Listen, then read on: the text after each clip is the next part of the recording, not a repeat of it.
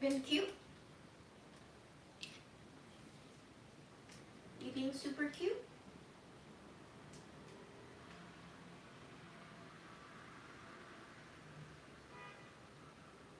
Do you want to look up at me? There we go. Thank you. Thank you for that shot. Wow.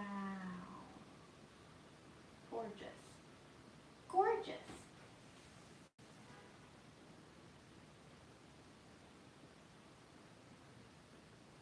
Are you a good boy? Would you like some treats?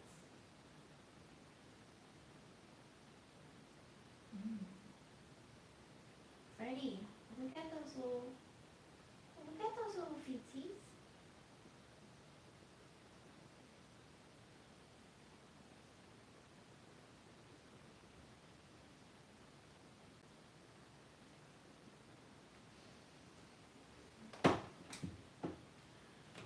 Hello, welcome to Wednesday. Welcome to Wednesday. I will pull up your chat and we shall do some cooking. I need to feed myself. I'm going to give Fred a little snack. I'm going to continue making our mooncakes, and I'm going to trauma dump on you about everything that is stressing me out this week, and we can all melt together into a existential puddle. Does that sound good to you? Because it sounds good to me.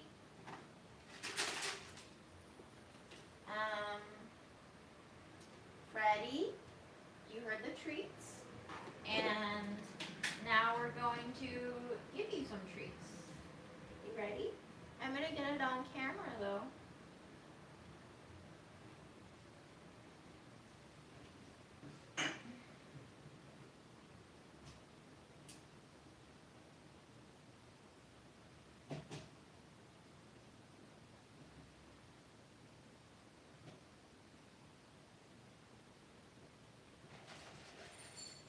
Oh, that's a lot. That's too much. You're going to throw up.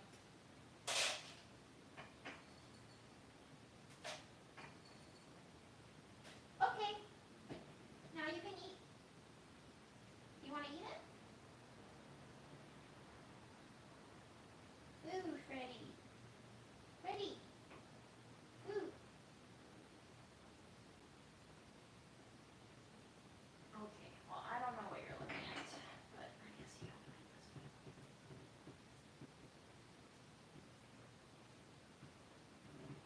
No? It's a no for you, bro?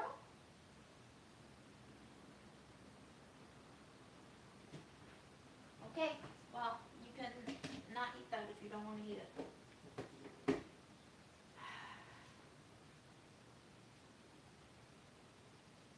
What a picky little monster.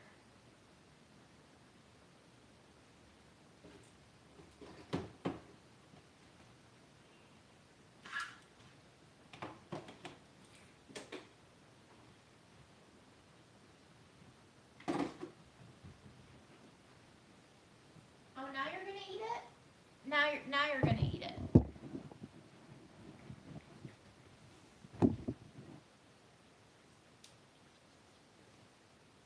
How is it?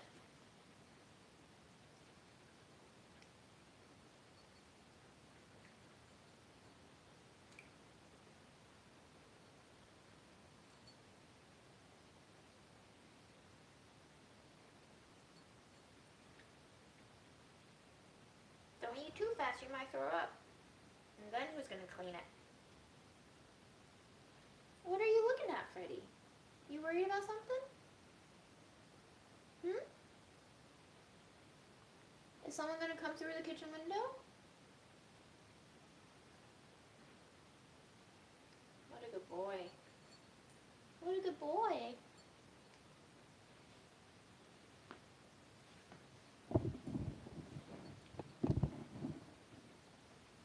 Reminds us of old times, huh? Yeah. Hello, Illinois. Hello, Indonesia. All right, today we are going to try to cook off some carrots and I was gonna turn on the oven to roast them, but I kind of want to stew them in the Instant Pot. I bought a 5-pound bag because it was a better unit price than the 2-pound bag. But the difference is negligible, and now I have way too many carrots to eat, and I do this to myself over and over again. I'm getting better at it though, so we'll see.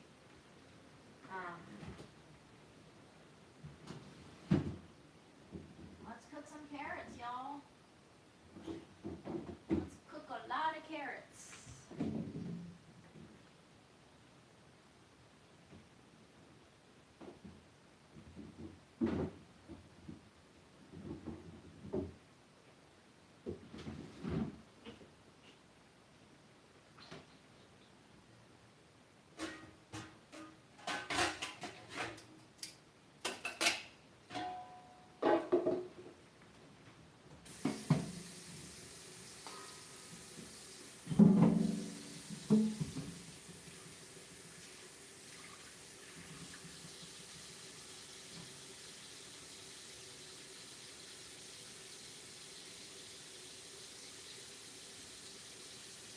I was thinking of cooking them with some sort of grain or legume.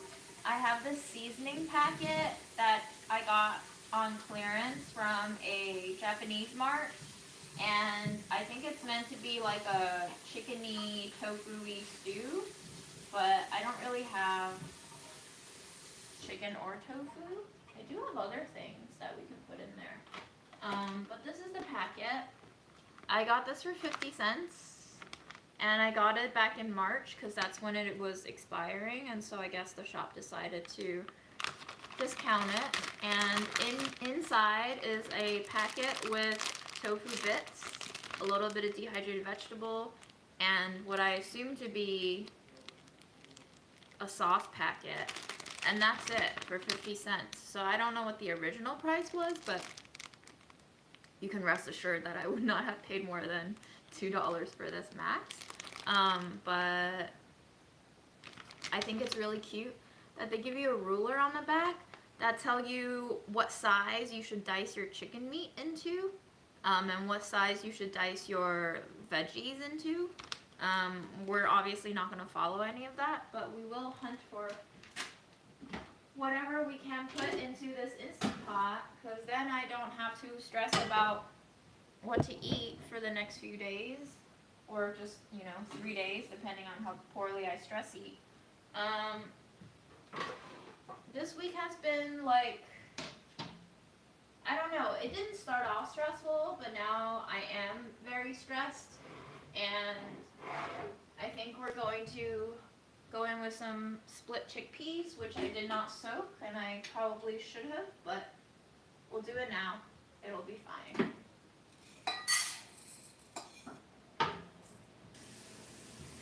Hi, Florida. Hi, Greece. Hi, Philippines. Hi, UK. So, I think I saw this coming. We all saw this coming, but I was hoping for better.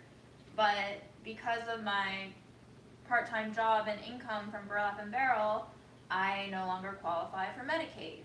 Apparently for New York, if you make above $29,000 a year, that's 29 followed by 3 zeros a year, you don't qualify for health insurance, like subsidized covered health insurance. Which means that if you make $29,000 a year in New York, and roughly 25 to 30+% of that goes away in taxes, you're left with $20,000-ish of disposable income. Rent in New York City, even if you have roommates, even if you just rent out a room in an apartment complex, plus utility share, will definitely put you over $1,200 per month right now. Even if you room shared, even if you didn't have your own apartment space. If you had your own apartment space, you definitely wouldn't be able to afford to live on anything less than like $70K, I think.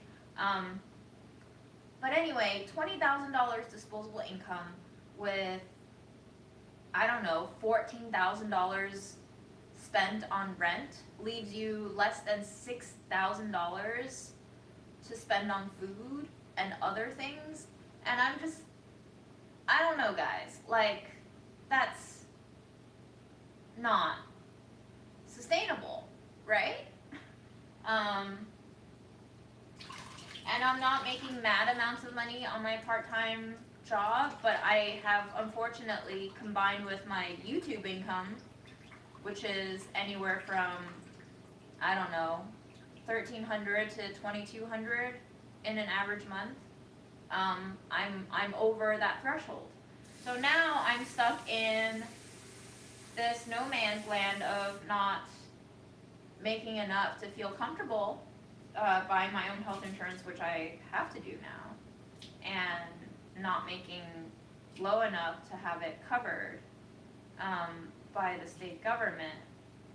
And I looked up the insurance plans today to see what my options are, and the options are terrible.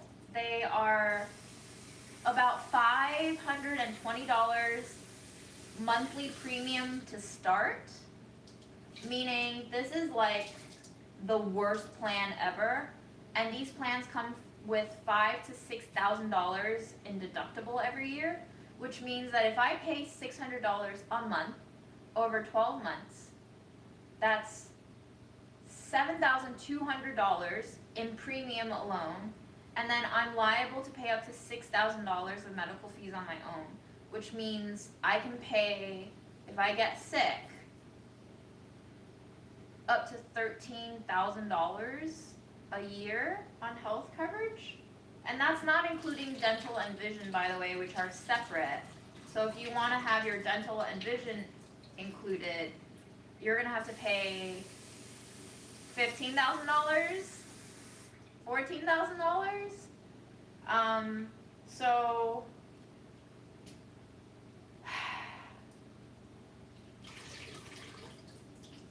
I put on the community page today a question which was asking everyone to chime in on if they want me to answer any questions in a AMA Ask Me Anything format. And one of the comments that came through was like, I agree with you on all of your criticisms of living in this world, but it makes me really depressed, and what can we do about that? And honestly, sometimes all I can do is be depressed. Like, there's really nothing to be truly ecstatic about sometimes in the society that we've created. ACA, I'm talking about ACA. This is the Obamacare currently in New York State. Everything that I just described is the healthcare marketplace for New York State. So it's not affordable.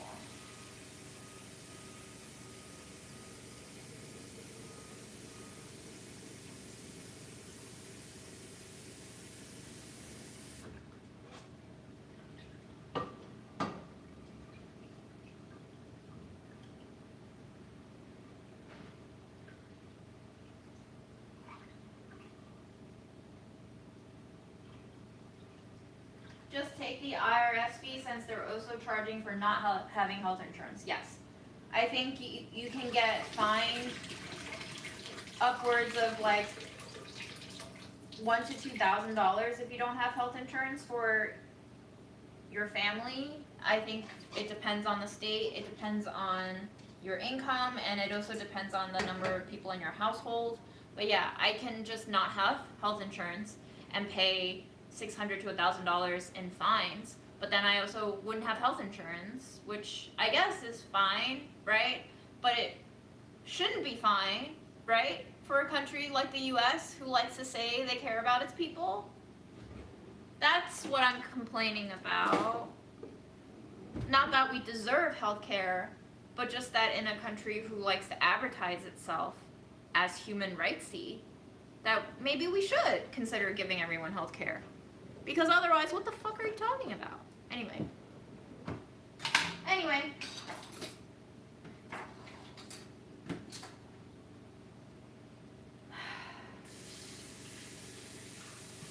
You are better off being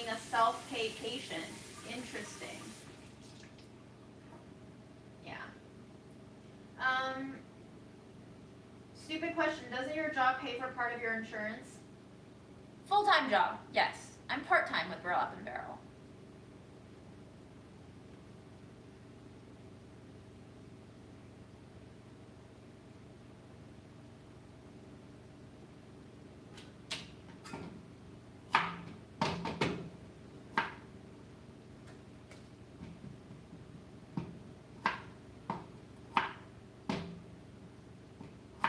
Let's think about what kind of broth we want in this Instant Pot. I mean, obviously, yes, the sauce packet will have flavoring. Will it have enough flavoring? I'm actually thinking of using up my fermented tofu blocks, the one that I've been trying to finish for a couple of years now. These for extra salt, maybe? Hi, Spain. So yeah, that's what's on my mind this week on top of other life things, but this one is definitely at the forefront. And like I said in the community post, I really did want to make a video cooking for Fred, but I'm just really not feeling up to it. And Mom's death anniversary is coming up too, so I'm just trying to like not freak out, because I do feel like starting in August, my body kind of started freaking out already, and I'm trying to not exacerbate that, but a lot of it is taking place unconsciously, I think, and it's a little distracting, let's just say. But I'm also not trying to push it away, because that just never works. And even going live this week has made me feel stressed, because I decided to make mooncakes. But mooncakes, especially when you're making so many different experimental flavors, take a lot of time and trial and error. And I kind of like, I guess, bit off more than I can chew. And so I'm just trying to chill out and not blame myself for my choices. All of these things will calm down in time.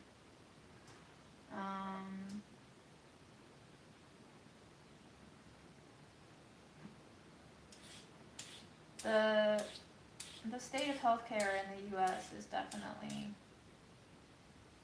sad. And I think it just shows the priorities of a country, right? If you can spend so much money on military, but you can't spend money covering healthcare for people.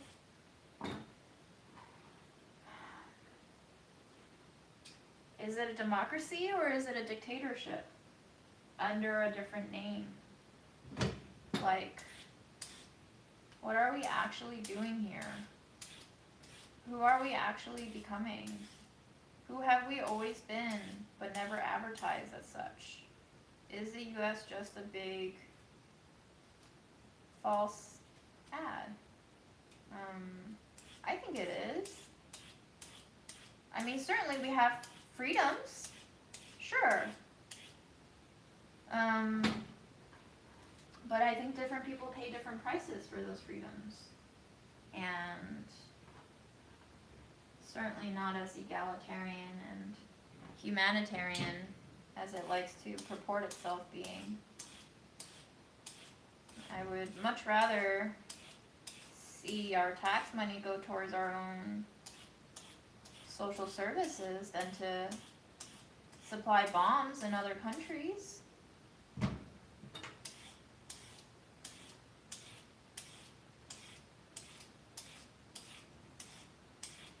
So yes, inside I am crying. Outside I am trying to be a little bit frozen, because I'm a little bit worried that if I don't withhold on my stoicism, then it's just going to be a dam breaking with all of the grief anniversary stuff too. I think it's very easy to fall into.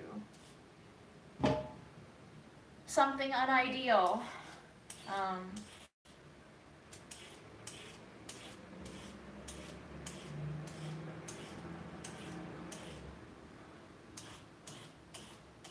I think I'd like to put a little bit of turmeric in our carrots, but maybe not. Maybe carrots don't need turmeric because it's already so yellow, you know?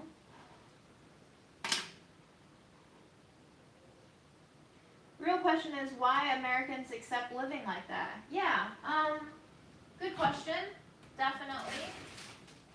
I think those of us who are heavily negatively impacted by these policies are already struggling for the most part on a day-to-day basis to work and get money so that they can feed their families, and they just don't have time to do much else besides what they need to do to survive in the moment.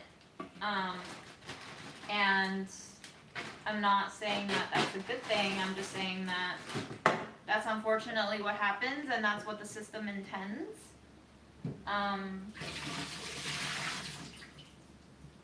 And like the neoliberal philosophy is that it's all your fault, right? Like if you don't work hard enough, if you aren't pulling the income that you want to pull, then that's your fault and you're not trying. So try harder. And that's the culture that we have, and that's the society that we've made, and we continue to punish people. And that's not to say that like there aren't lazy people out there, but we're more so taking stock of the system as a whole. There are certainly more hardworking people than lazy people, I think, but the system will pick out moments and examples of laziness as a justification for why it's exploitative. But it's not a real full picture. It's missing a lot of details. And do we accept living this way? We are given no other choices. What are our options? A coup?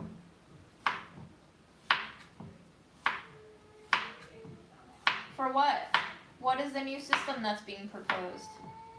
We're not really educated on politics in the US, you know. Our education system is pretty lacking, and so it starts from the beginning.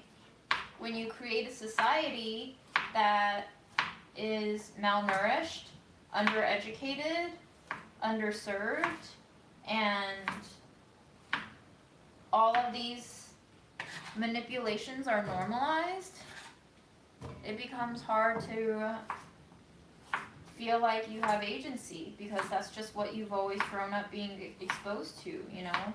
You're used to people not liking who they vote for. You're used to people not being able to vote, not having time to vote, not having the knowledge of who they're voting for. You're just used to politics being a joke. You're used to politics being a cash grab. You're used to politics being corrupted. And I think there are definitely other countries who have it worse, but there's other countries who have it better. And so I can only critique what I live. I don't really have the ability to critique what I don't know from personal experience.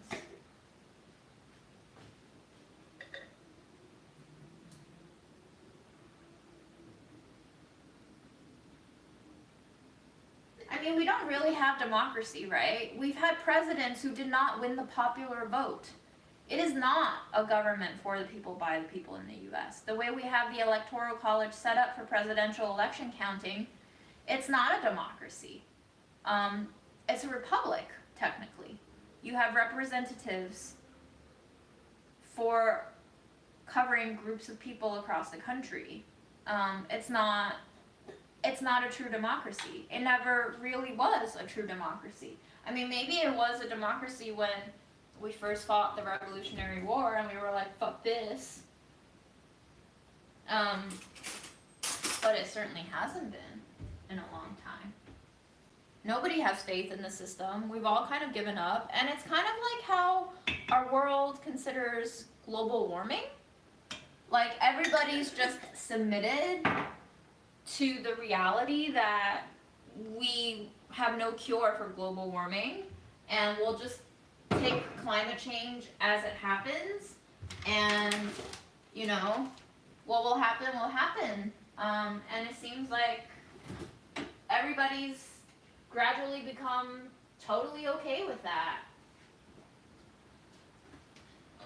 Let's put in some black-eyed peas that I cooked yesterday too.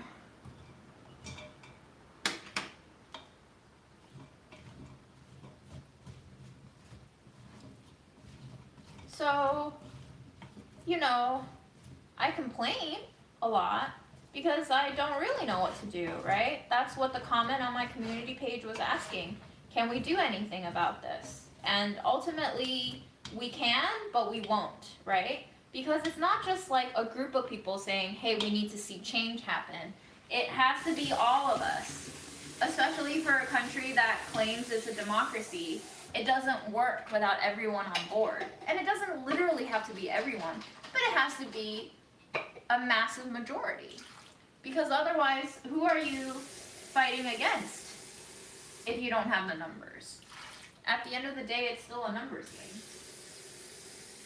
The job market in the US is interesting. I have friends who are having trouble finding jobs, but we have all these statistics that say the job market is great and unemployment is at a record low and all of that, but maybe it's hitting certain industries, or maybe it's just more lies. Either way, I'm not sure what's happening.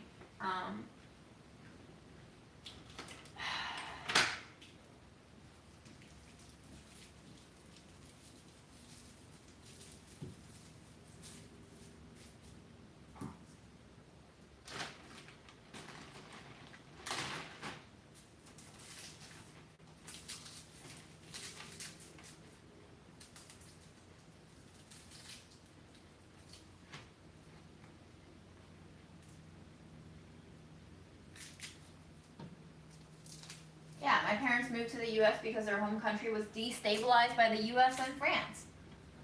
We do a lot of damage overseas. That's all we do. We follow the tradition of our fatherland, Great Britain, the greatest meddler in international politics, Great Britain.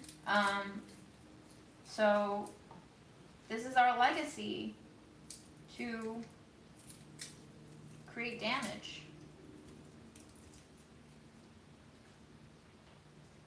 And taking responsibility, and making things right.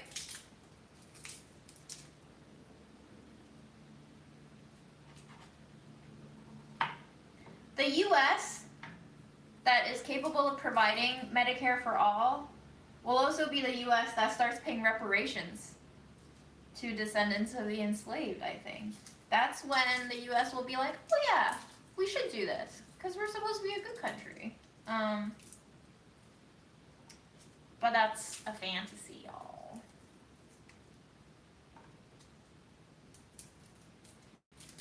So that's why I'm nihilistic. And I can't wait for the world to burn. The world has already been burning for the global south. And now I think it's time for it to burn all over. Hi, Finland.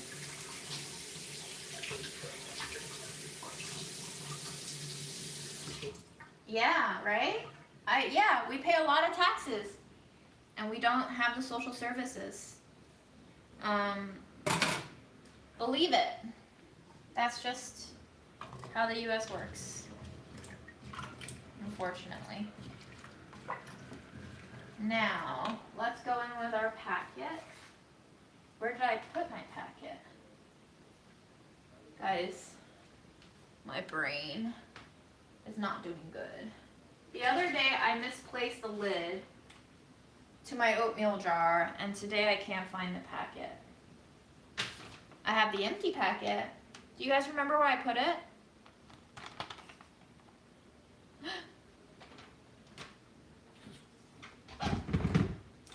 Oh, I need a vacation from myself. How the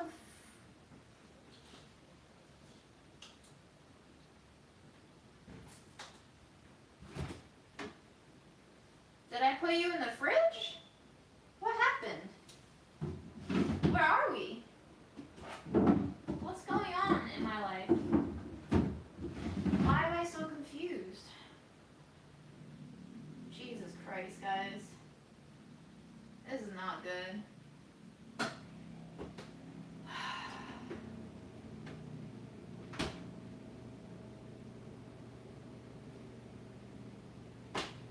Okay, well, I also found this packet of seaweed. I thought I was gonna put it in the soup, but now I'm thinking not. Now I'm thinking this is not a wise use for it. Kind of just wanted to get rid of it, but.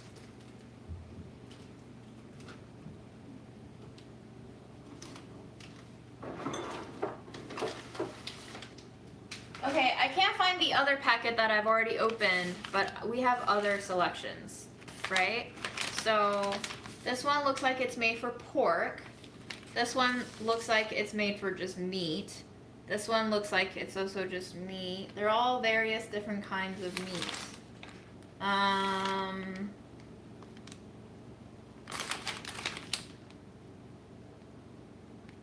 Millet jelly, soy sauce, sugar, vinegar, bonito extract, salt, yeast extract, seaweed, dried bean curd, mushroom, carrot, glucose, calcium chloride, baking soda. Sure, let's go with this. Why not?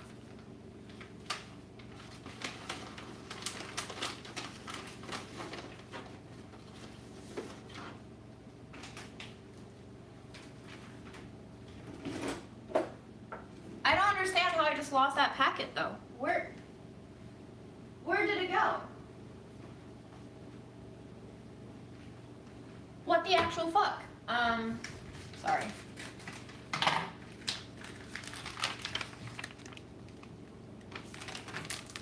We got a darker marinade, and we have smaller tofu, but lots of seaweed.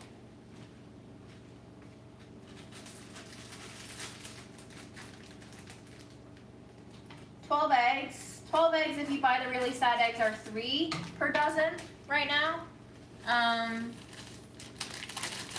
And if you buy farmer's market, it's 7 or 8 per dozen.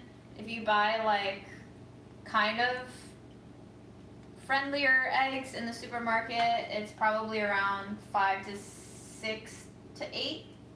So if it's above 5, I normally just buy it from the farmer's market.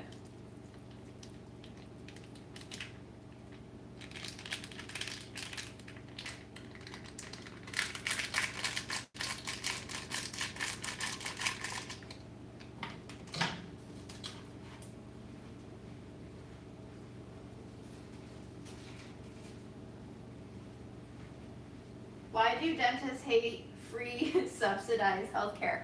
I'm not sure. Seems like the government hates it too.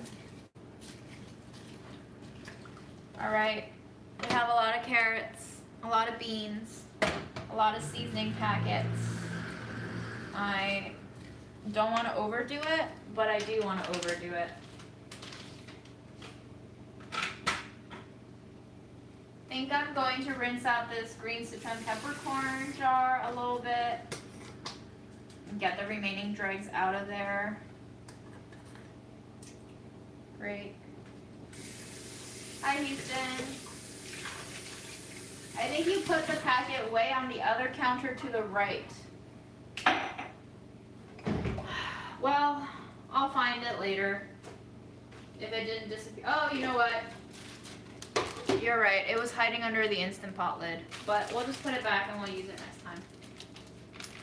It'll be fine.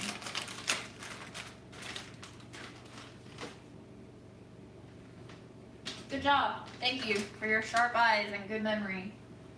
Alright, one last gander at what I could be placing in here that I'm not.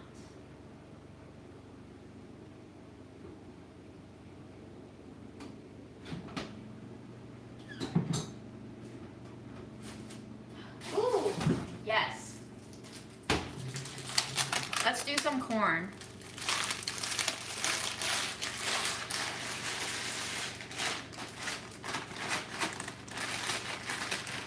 Now, I never used to do this, but my mom would always encourage me to wash the corn.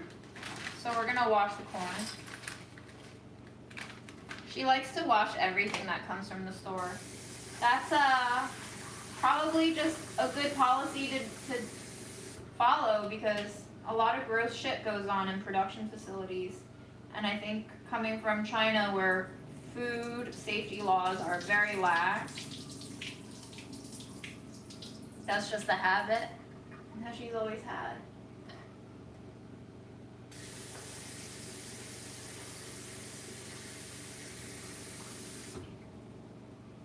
So yes, Medicaid covers dental and vision, but if you bought your own health insurance comes on a separate plan than your dental and vision in the US.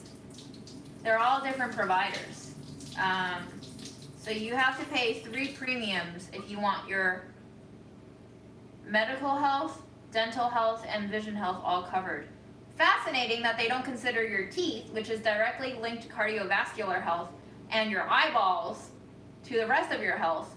But you know, nobody gives a shit.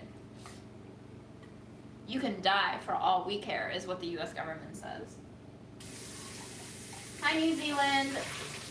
3:39 a.m. sounds like a disaster. I've been awake at that time and I've never liked it. That is the time where you're like 2:30, 2:45 was the cutoff for me going to sleep and feeling slightly guilty about failing to go to sleep on time again. 3 o'clock is when you start to get that sinking feeling of my life will never be right. And 3:40 is definitely just like, should I stay awake so that I don't feel like as much of a wet, soggy piece of bread the next day? But you always end up going to sleep. Maybe you sleep for 4 hours and then you end up waking up and feeling like shit. I hope you don't feel like shit. But I have.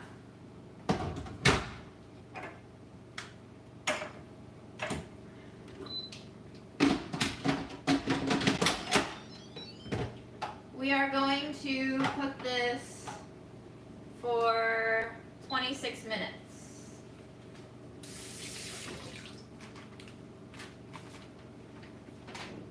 Hi, Ireland.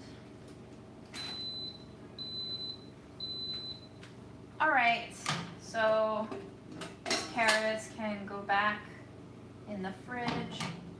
I'm going to slice this piece off because you look like a problem area.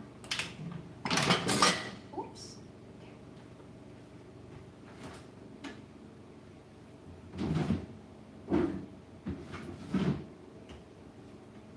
Now, before I go into mooncake making, I'm going to go take a pee break, and then we're gonna make some balls for the mooncake filling.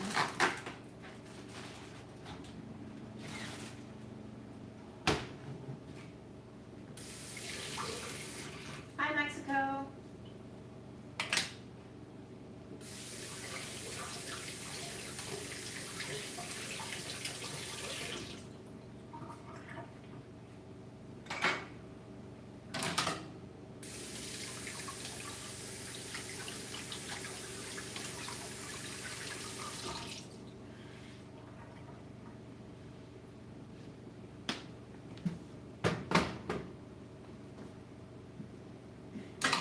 BRD.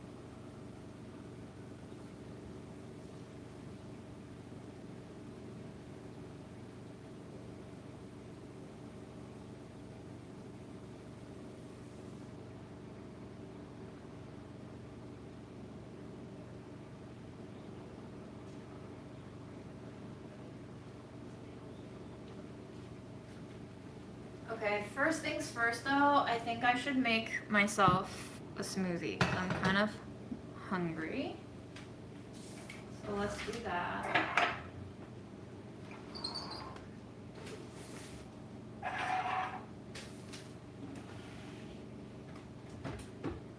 To save Freddie from terrifying noises, I'm going to skip the ice in today's smoothie. And then I'll just ice it afterwards.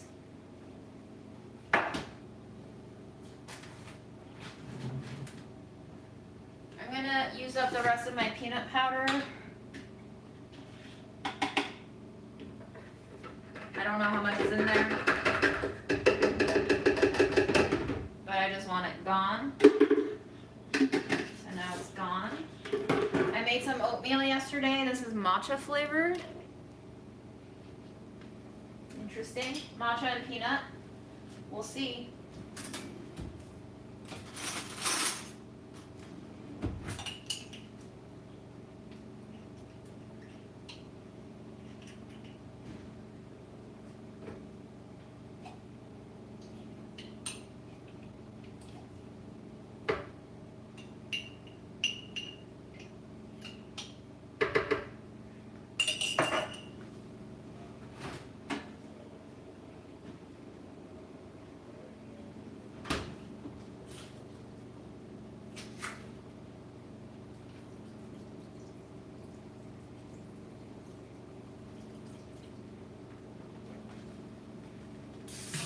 Hi, Kansas.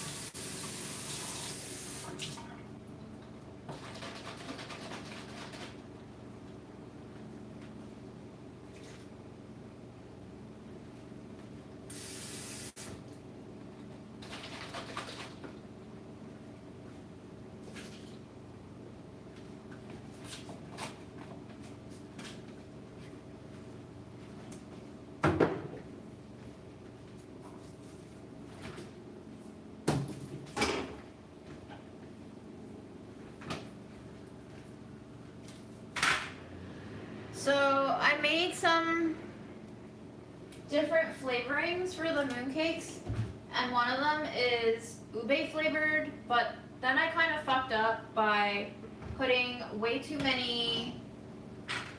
Ooh, let's add some fennel in here. Interesting.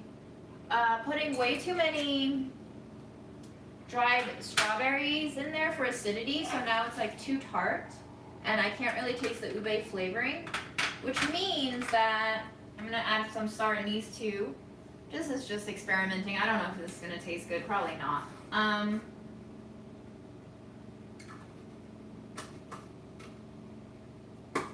So I need to now add a center to the ube to kind of like save it from being imbalanced in flavor. And I was considering either Nutella or cream cheese.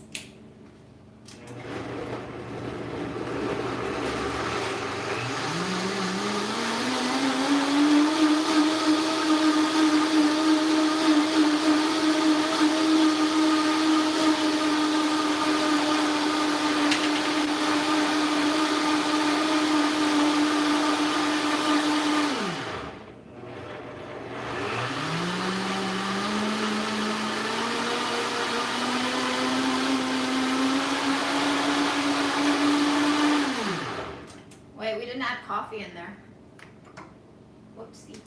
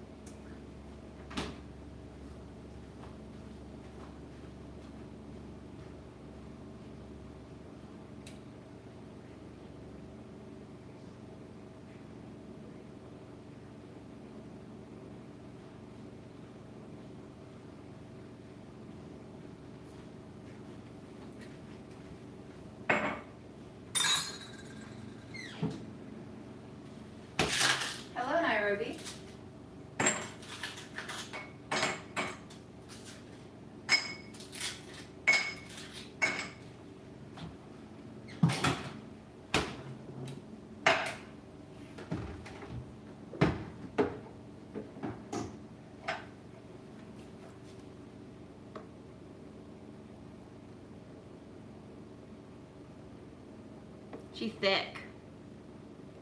She's very thick.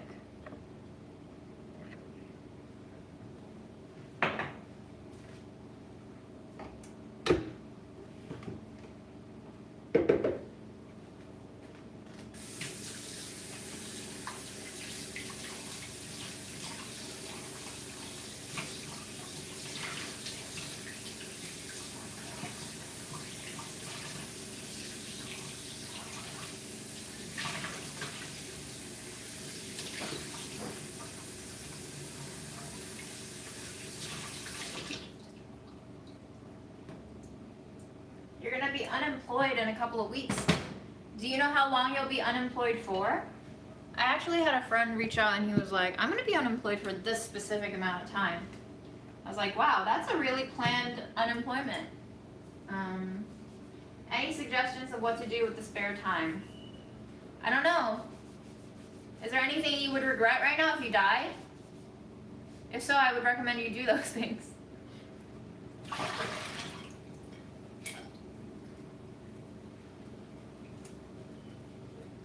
And I don't say that to be offensive or mean, but it is kind of the way that I've been living my brain after Mom died, is just asking myself, is there anything you would regret? Either do it or don't do it.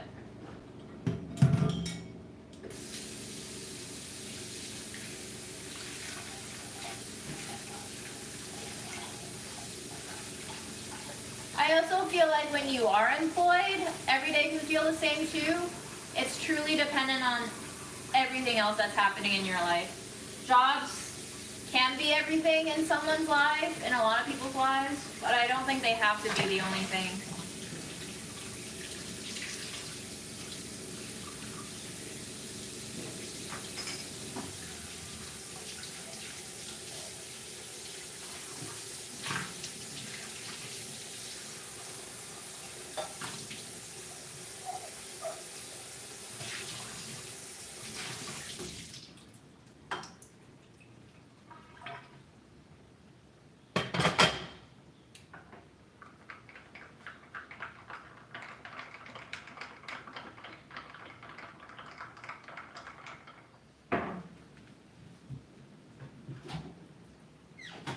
Thought about spending your life savings to travel instead of for a home deposit. Short term versus long term, right? It's a hard decision for sure. All right, for ube, do we think Nutella or cream cheese filling? Why don't we taste both?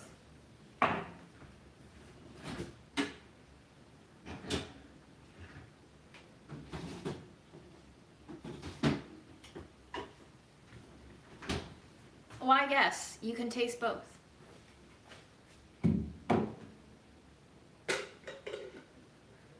What's the occasion for mooncake making? Do you know what they are? Because mooncakes are a seasonal food. They're really a holiday food, and the holiday is Mid-Autumn Festival, which is happening on September 29th this year. And so that's why I'm making it, because it's a holiday food. That's the occasion.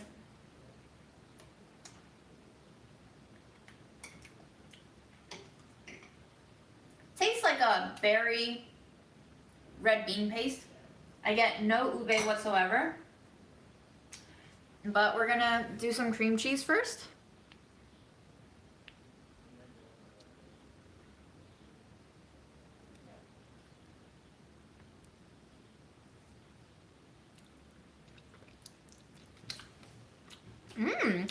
Interesting. Okay. I like it, I think. Although it's kind of like a June likes it, but will anyone else like it? Although I don't really care about anyone else at this point, I guess. I am still making it mostly for me. But here's a little bit of Nutella. Here's a little bit of our ube.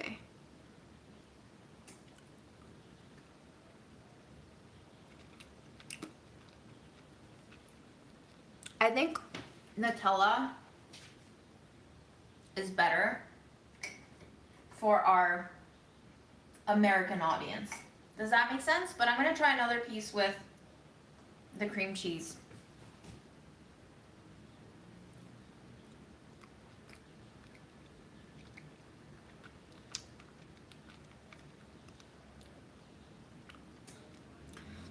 I think the cream cheese might work better with the milk tea.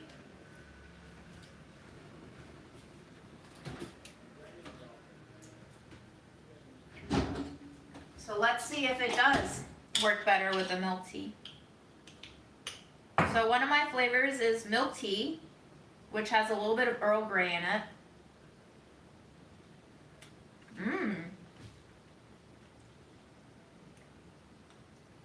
Woo! That Earl Grey got stronger as it sat.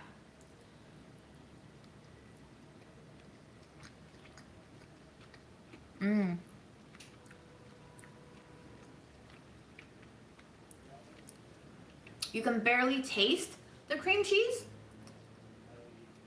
in the milk tea, which I think is a good thing.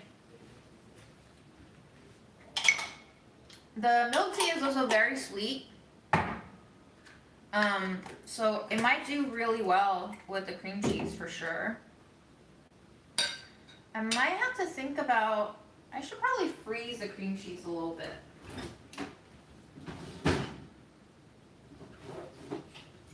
Finally, Grandma's cream cheese has come into play.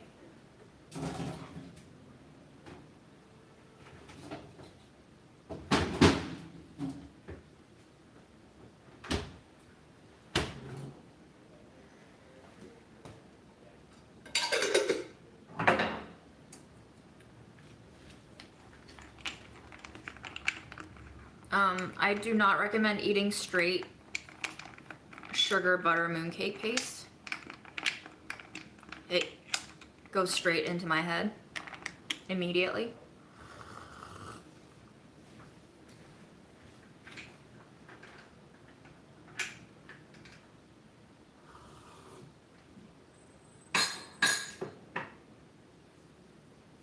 Okay, let's do the ube ones first. So according to my own notes, the filling should be about 15 grams to 20 grams, somewhere in there. I finessed it for delish purposes, but I don't really think I'm beholden to it as much anymore since I'm making these for myself and I don't really give a shit.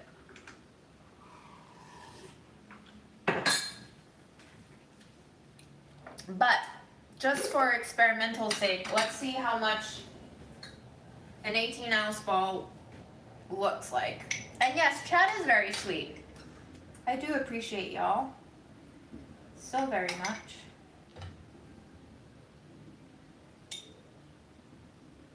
$18 grams. That's how much 18 grams is.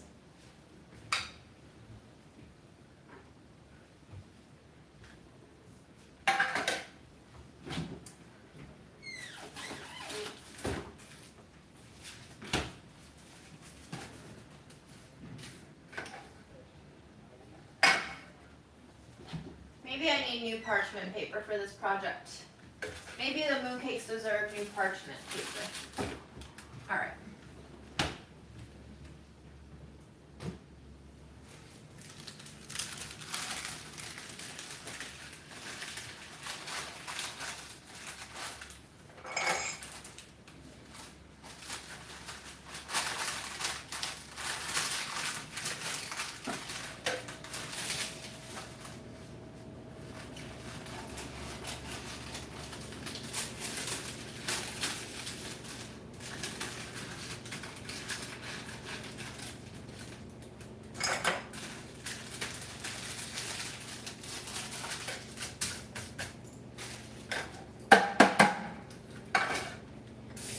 Wash our hands because everything's going to be very handy from here on out. And then we're going to see how to roll a center in without ruining everything. And we also have egg yolks too. So some of these could be egg yolk centered. Although I feel like I should separate them somehow. I should be a little bit more organized about this so I can tell people what's inside. But maybe not. Maybe don't give them a choice. Here's another thing. I haven't been able to find my mooncake molds. Like, I found the actual maker itself, but I can't find the different flower patterns, which is kind of worrying. But you can make mooncakes without molds too, so maybe that's what we'll have to do.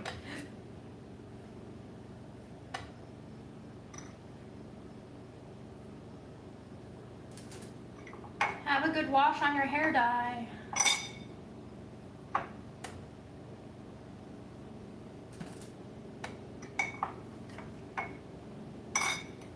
But now would be the time to ask me stuff, because I can actually pay attention to the chat for once while I do this monotonous thing that actually is very therapeutic for me.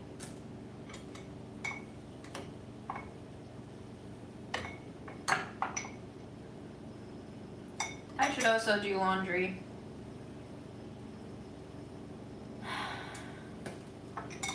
Lots of shoulds, guys, lots of shoulds.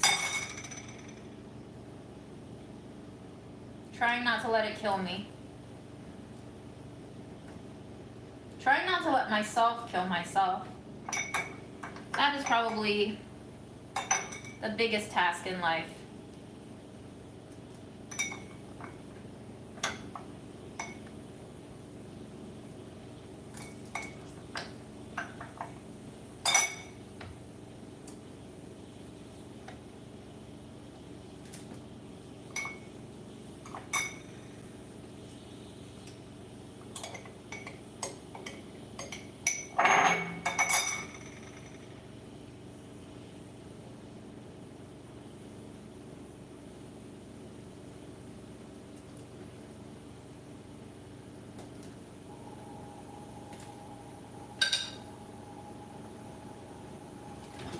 Is the world on decline, or do we have hope for the future? I think it's always been a mixture of both, yes?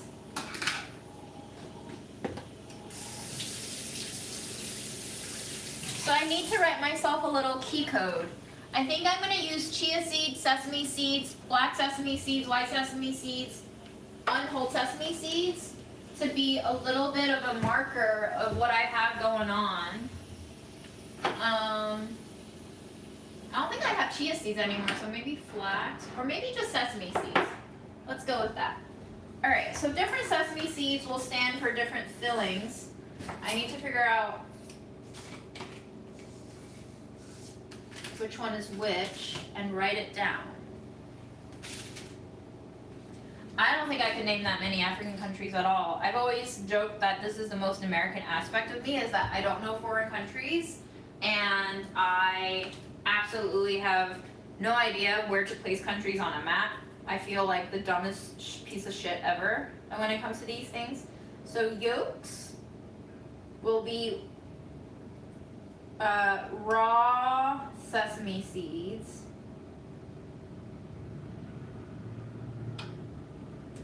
Blanks will be white sesame seeds. Actually, maybe yolks should be black sesame seeds. Yes. Okay. And then we'll figure out if we want to use the raw for anything. So if it's yolk, okay, so maybe Nutella should be raw. Okay. All right, let's see how this is gonna work. Here's our Nutella. Got this from a friend. This is expired. It's fine. I ate it. Haven't gotten sick yet. Don't worry. Don't worry about it, you know? Just don't worry about it. Probably would have been better if I had frozen the Nutella beforehand, but... So, okay, Nutella is gonna be dipped in the raw. Ooh. I like the system.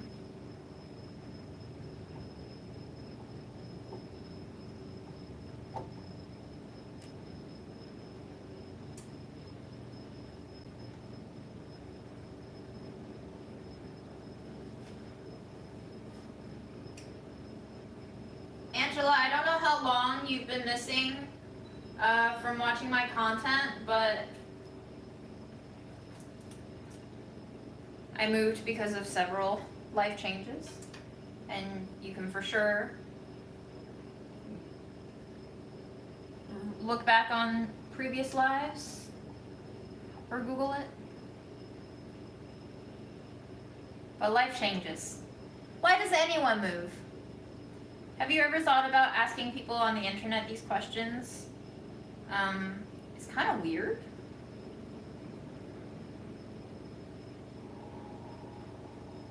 Not to say that I don't welcome them, but I do get tired of answering them for sure.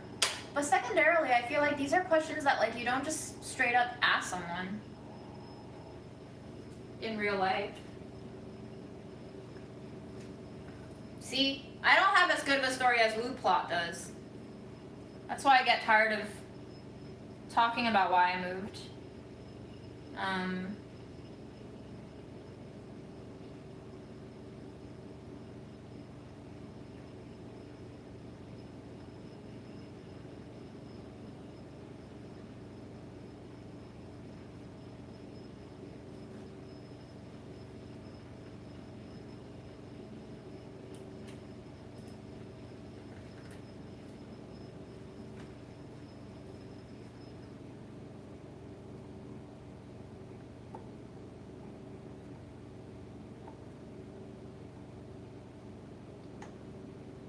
The Nutella is easier to work with right now because I put it in the fridge, so it's kind of very solid, like butter almost.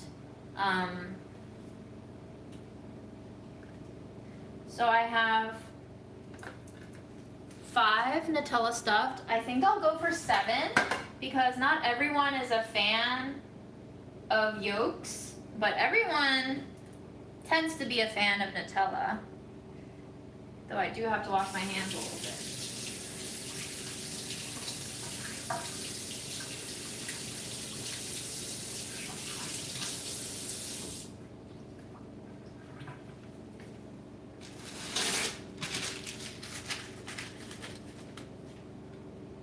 I think maybe the biggest lesson I've learned this past year is try to not psych myself out. It sounds so duh, but very hard to put into action successfully.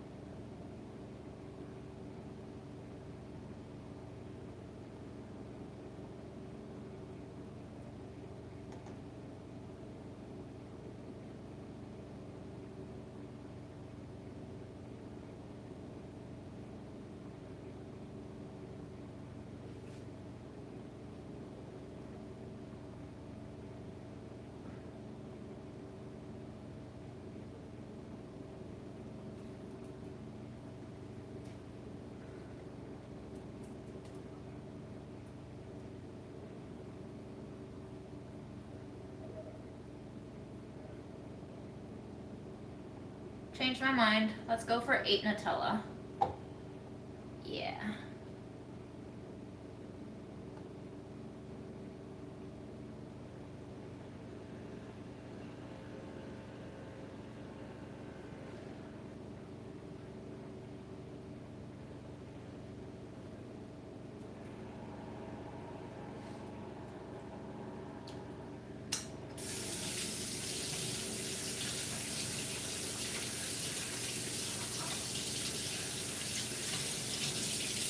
You cook meat and potato dishes, it's all you've known. You like to follow me, but you haven't tried anything new. Okay, instead of me telling you where you should start, I want to ask you why haven't you tried anything new and what's preventing you from trying new things? Do you lack the interest? Are you afraid of failing at trying or not liking what you try? Are you afraid of spending too much money on new things that would switch up the flavor profiles? Let me know why you haven't ventured out yet, and then we can Decide where for you to start.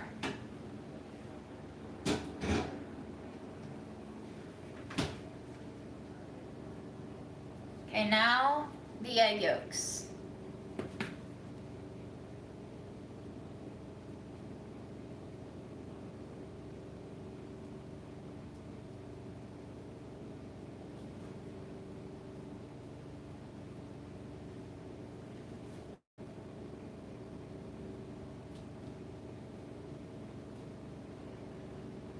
These will have black sesame on top as opposed to the raw sesame so that I can remember what fillings are where.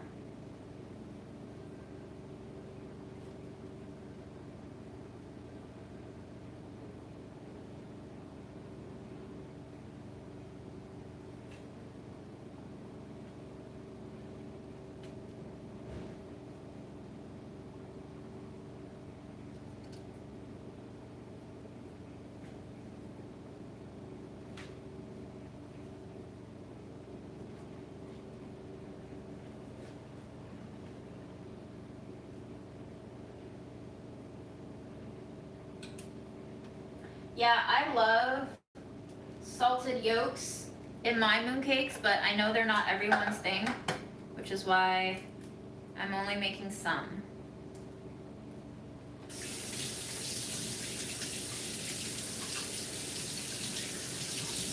Now, how do I remember this is ube?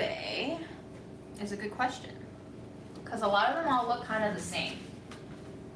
The pastes, I mean. But what we can do is do the next paste that is pandan matcha. Very different in color, it's green. Let's give you guys a taste test of this greenness. I wonder if this would be good with cream cheese in the middle.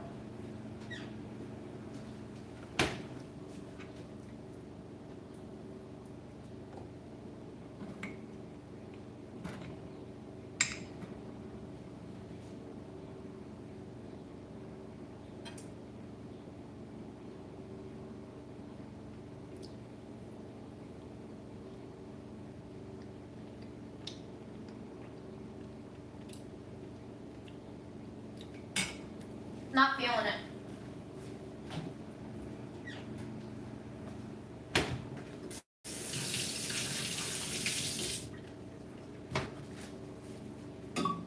I really don't like Skittles.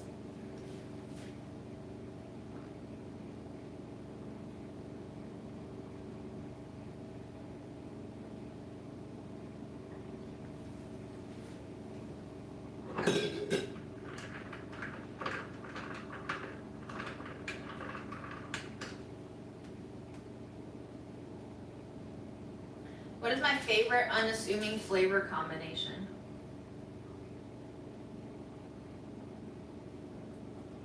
Angela, no need to apologize. Maybe I was a little bit rude. I've been told as such, but I moved because of several reasons. My mom died, so I'm taking care of my grandma. I wanted to be closer to where she lives. She lives in a full care facility. I'm currently just 3 blocks away from her. I also moved out because I broke up with Aaron during the pandemic, and I decided it was the right time for me to live on my own and to have my own space. And in the middle of that move, I got fired, and so life kind of just wiped itself to the ground, and now I'm here. And slowly but surely figuring out what to do with the rest of my life, and trying not to freak out too much about it. And yes, this kitchen layout is very similar. Is there anything you consider, oh sorry, about the unassuming flavors question. I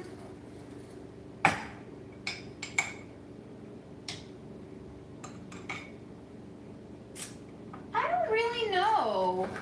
They're all kind of unassuming if you don't use enough of it, you know? Like, so I guess I don't like the nature of that question a little bit. It makes me feel like people consider some flavorings more aggressive than others, but I think that's the case.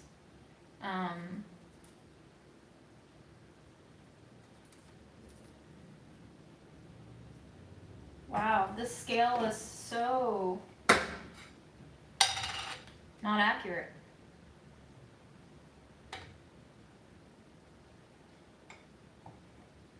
I like a little bit of white pepper in my food. You can't really taste it if you don't use too much of it. I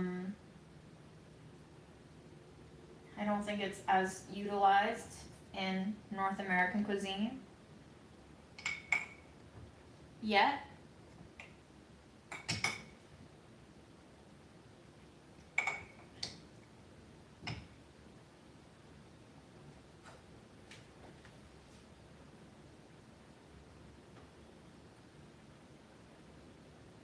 A must try on a list of foods. Everything is a must try for me.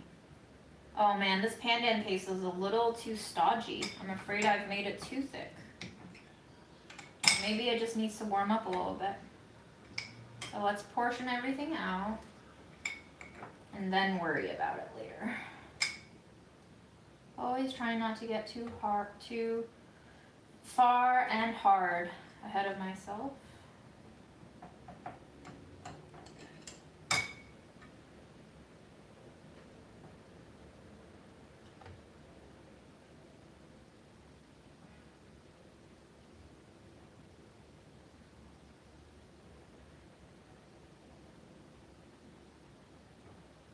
Have a good shower.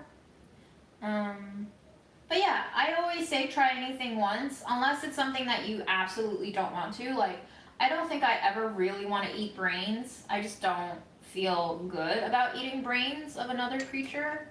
There's something, it's not just off-putting in terms of texture,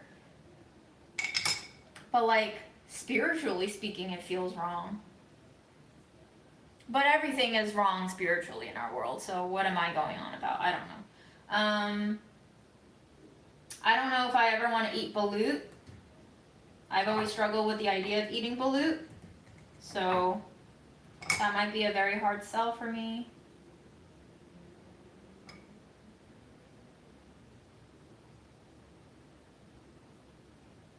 Mole sauce, yep, I love a lot. I think it goes well with so many different proteins and beans, and it can be a quick seasoning sauce like for noodles or roasted veggies. I mean, if you think about it, mole is kind of a curry, right? Mole is like Mexican curry.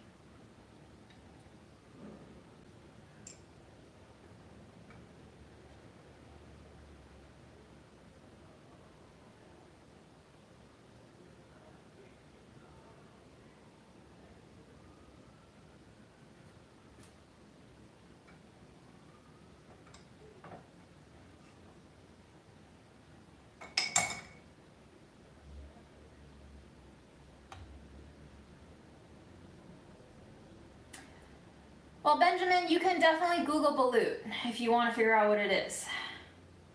It's a fertilized, underdeveloped bird embryo inside the egg.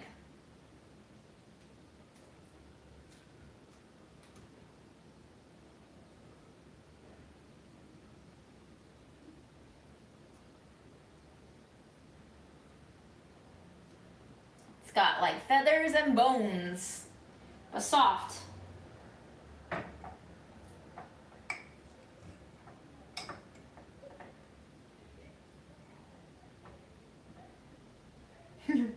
Be careful what you Google, kids. The internet is a scary, scary place.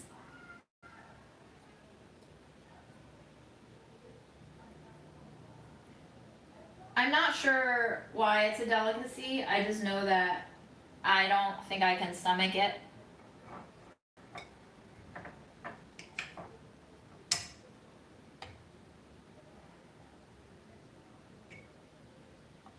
And this is coming from a person who has eaten like goat's eye and enjoyed it as a kid.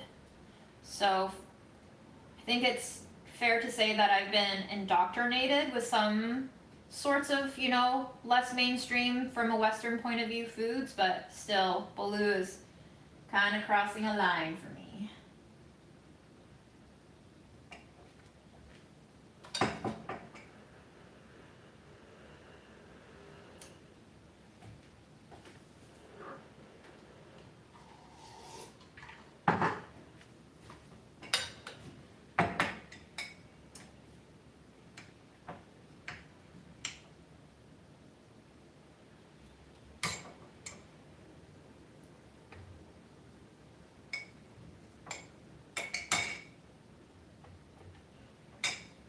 I hope I'm not the best, because if I'm the best, there certainly, definitely should not be any hope for the world, but I'd like to think I'm not bad.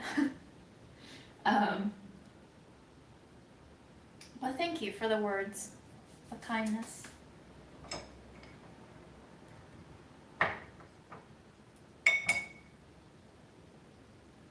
Is there someone that you know of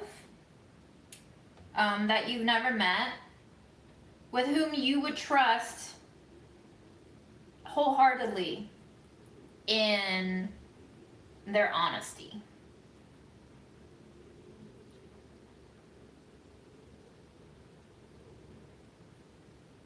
True, I am not the worst. I've seen worse.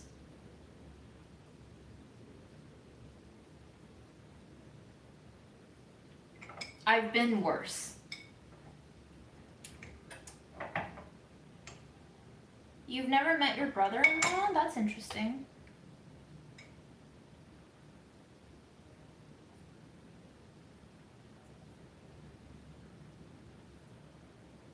Ethan Klein from H3H3. I have no idea what that is, but okay.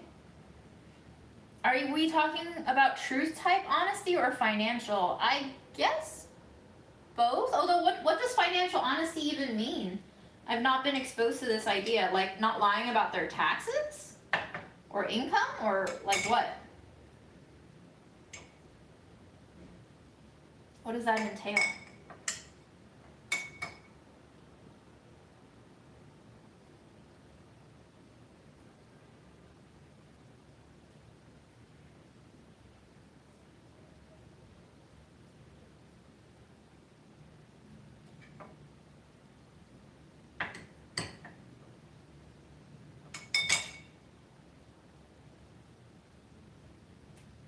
Oh, financial honesty. Yeah, don't trust anyone.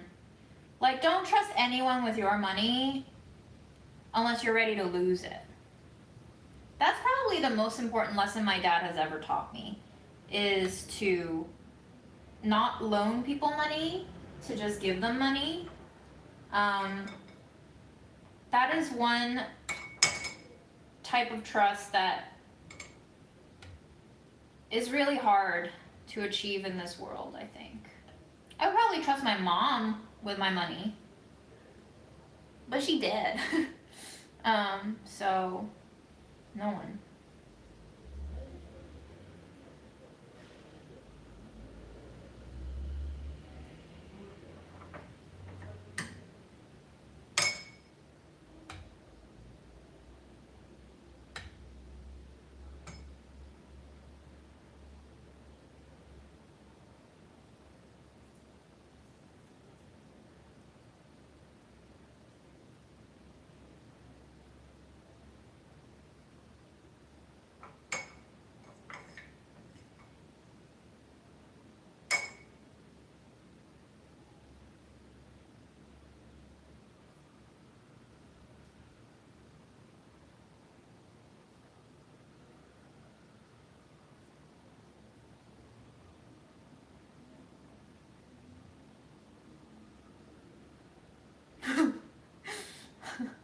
I love your customer, Joanna.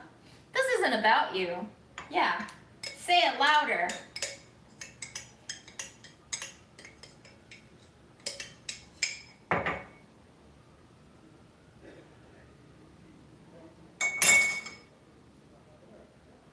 Have a good Chinese breakfast.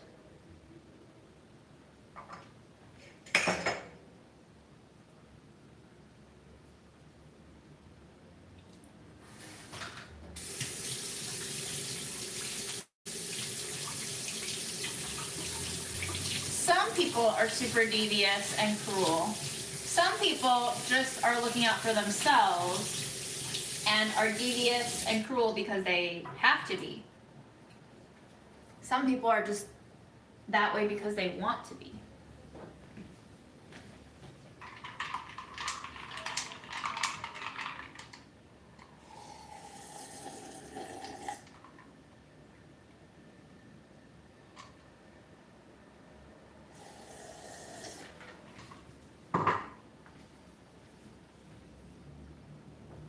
Okay, it is time for the yolking.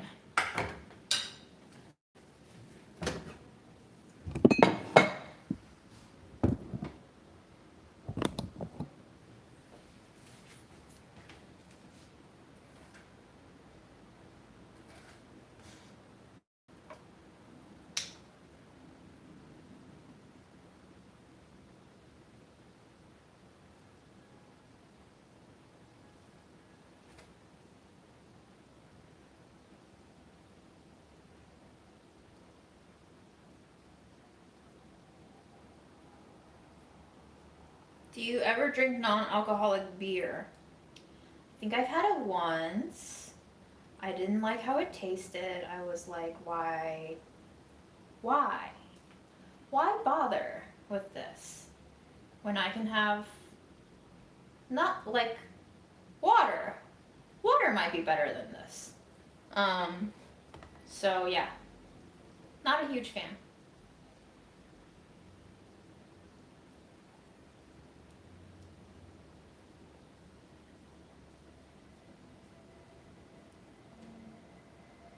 Non-alcoholic beer might be worse than like vegetarian meat, you know?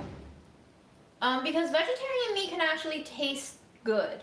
Beer in general just already doesn't taste that great. Can be fun, but I think getting a little bit tipsy off of beer is part of the fun of beer.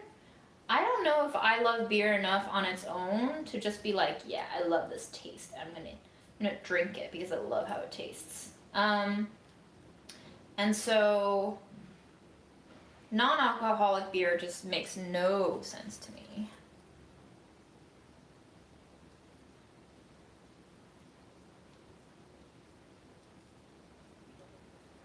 Non-alcoholic cocktails, on the other hand, are a whole different thing, because think about it. The only thing that makes cocktails questionable is the alcohol. So if you take the alcohol out of the cocktail, chances are it'll taste pretty good. Because what else is left in a cocktail? Usually some sugar or some component of fat, or, you know, a little bit of fruit juice, or very interesting, delightfully distilled and fermented flavors. So I'm down for mocktails, for sure. Way more than I'm down for non-alcoholic beers. What even is the non-alcoholic beer's point, I guess?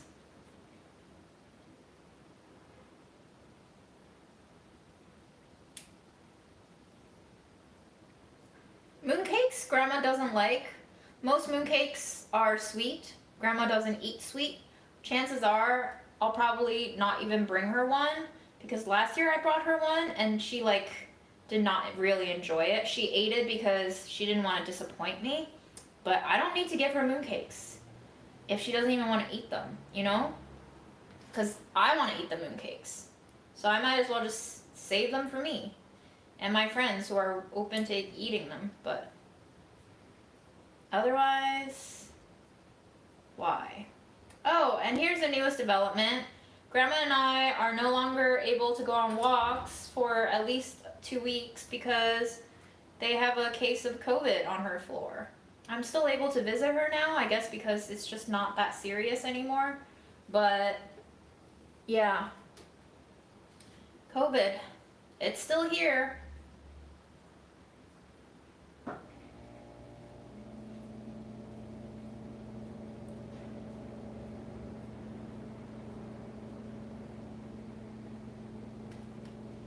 You think it's brought out the best in me?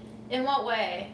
Do you think I've become more compassionate, or chill, or more nihilistic? Like, What has been the most visible impacts of my I like your phrase, palate refreshing.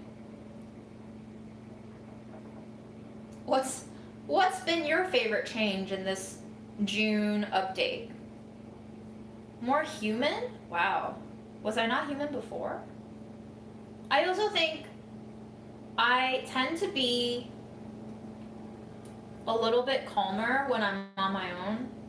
I look at my interactions with Aaron, and even in editing the taste test video that I did with Samira, I'm really fucking annoying, guys. Like, I cut people off when they talk, I talk over them, I have a very rushed mode of operating, so I'm not trying to be mean, I'm not trying to be disrespectful, but a part of me, especially when I'm on camera, is like urgent, right? I have this urgency of getting the shoot done.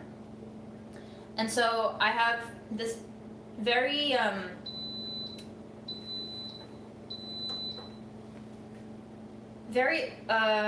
apparent tendency to just rush people. And in editing this taste test video that I did with Samira, like, I really don't like myself because I'm so annoying in it. And that's kind of why I guess I started doing these lives too, because they made me feel a lot more embarrassed of myself.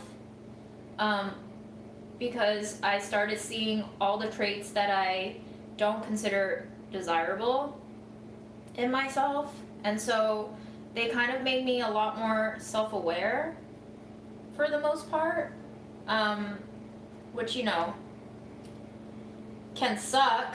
I don't want to think of myself as someone who sucks, but sometimes I am someone who sucks. So, yeah.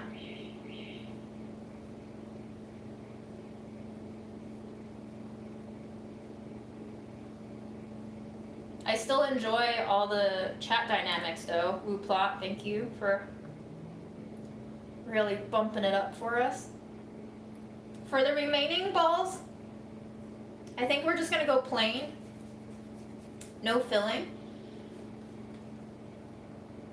Which means they won't have any sort of sesame on them.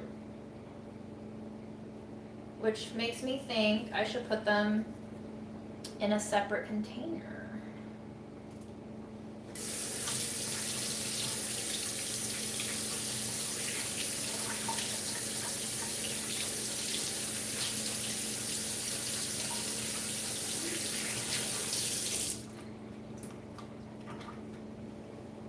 I think I like myself better after I've moved too.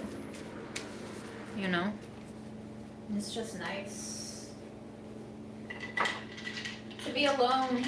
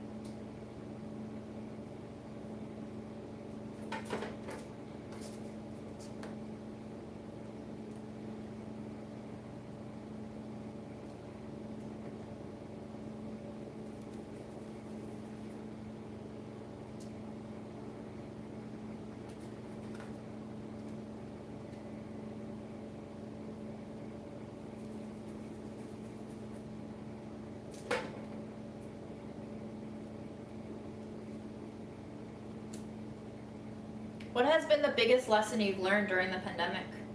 Because of the pandemic? What are your takeaways from our experience of being collectively traumatized?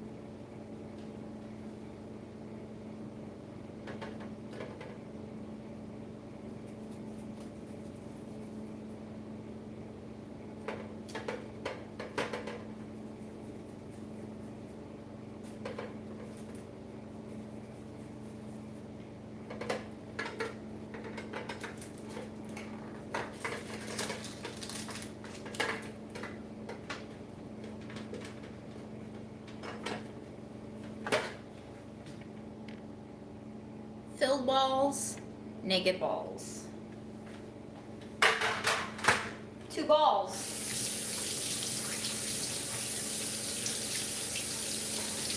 In your Insta story, how long did the car honking last? Too long. What was happening was there was someone double parked on the street. It's a one-way street. It's not terribly narrow, but it's not wide either. Somebody's double parked, and this woman was trying to drive past the parked car, and she just refused to like ease by him, and she started basically honking at him to move, and he was like, no, you can drive, you have enough clearance to drive by. And she refused, so she started honking non-stop. She would just press down on her horn forever and ever and ever. And then finally this third party came out, and he was like, I can walk between the cars and there's still enough space, you can definitely drive by. And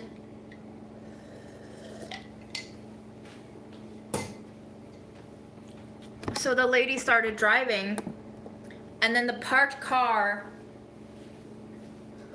in the parked car started getting so angry at her, and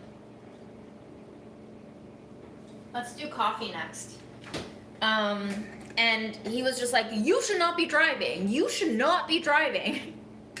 It was a mess, y'all. It was a mess. I did not like that. Let's try the coffee.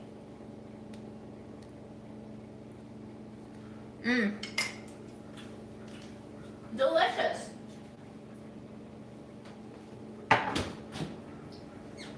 Let's try it with some cream cheese.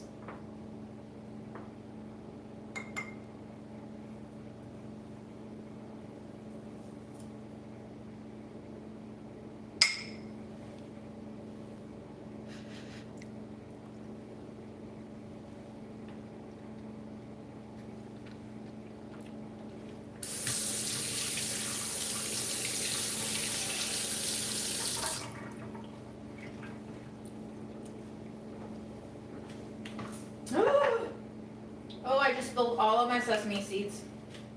Bother. I knew that was gonna happen.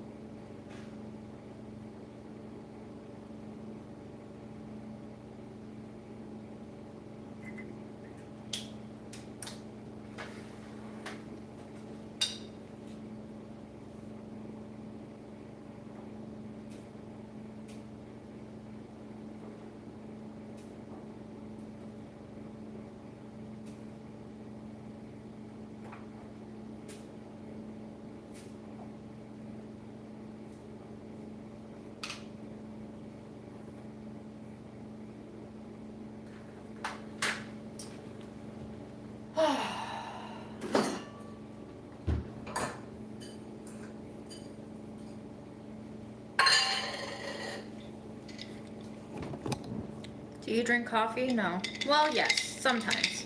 I like to eat coffee more than I like to drink it.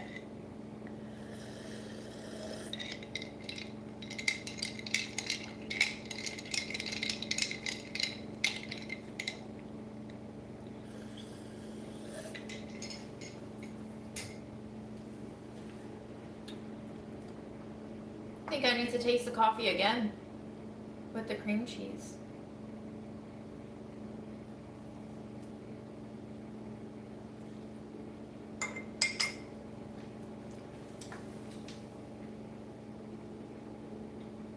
I like it.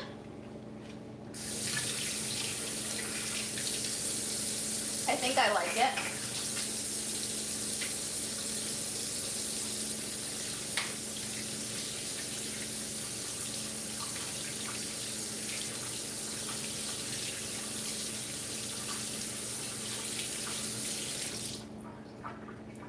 But I don't know if I like it enough to do the cream cheese with it.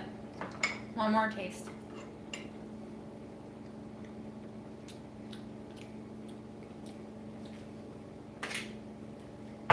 Did I taste it with the milk tea too? The cream cheese? I think I did, right? I'm just looking for excuses to eat these now.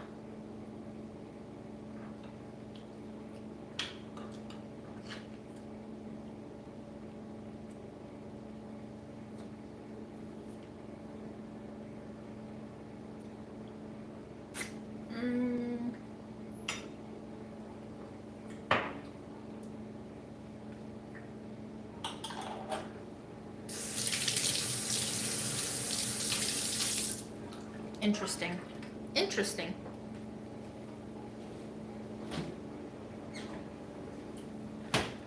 I don't mind it. But let's see if we can use up these egg yolks first.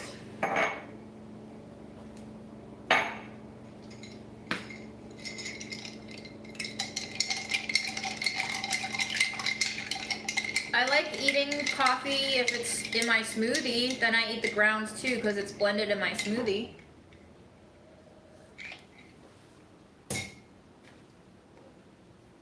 Otherwise, I like the flavor of things, for sure. How should I do this? Okay. Alright. We're gonna portion out the coffee.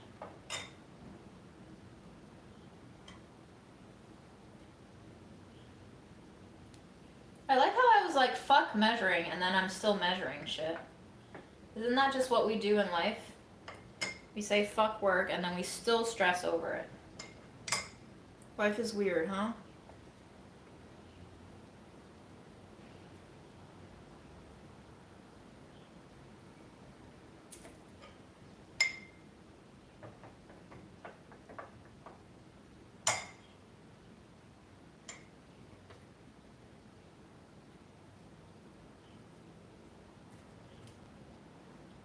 Coffee mooncake filling, guys. Don't sleep on it.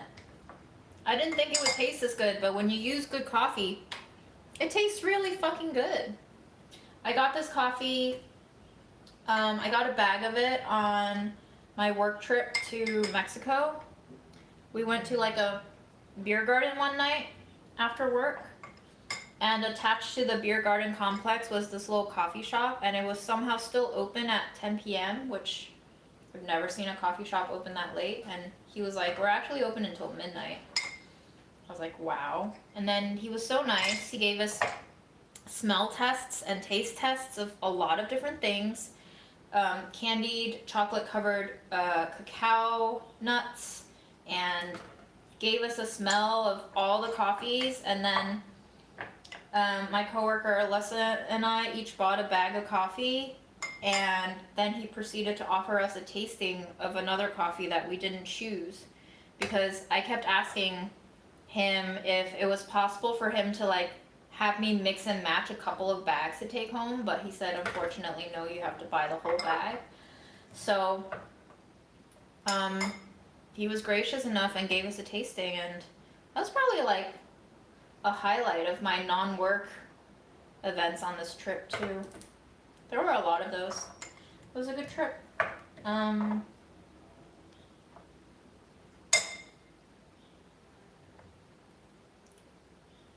But yeah, this is apparently the varietal is called geisha, because it comes out of a region in, I don't remember, maybe Ethiopia?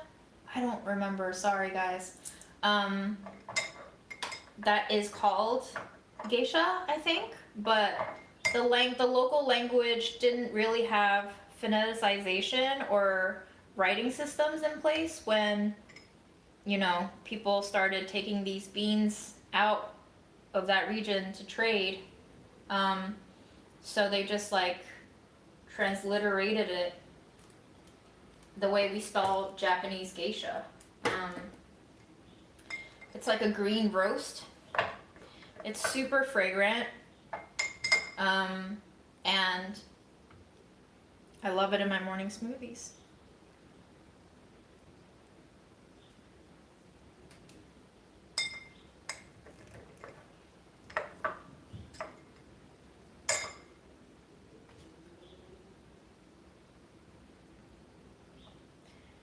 Did chat stop for me, or did you guys just stop talking? I can't tell. You said a lot of great words just now. I don't know, did I? I felt like I didn't really make sense for most of it.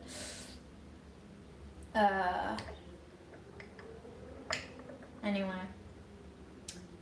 And now we're here on a Wednesday. Grandma's facility has a case of COVID. I'm trying to not freak out about my health insurance situation. I might just have to eat it. I might just have to pay $13,000 a year to be a human being. I don't know, guys. It just doesn't make sense. Sigh. Who's everyone voting for next presidential election? You want to talk about that? Is it too early in the cycle? Have you guys started paying attention?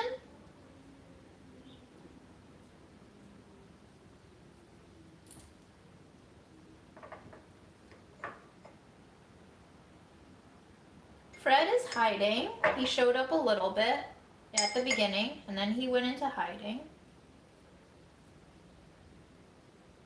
I'm pretty set on trying to support Marianne Williamson for as long as she can hold on in the ring for. Everyone else, I mean, there's no Bernie this year, so who else?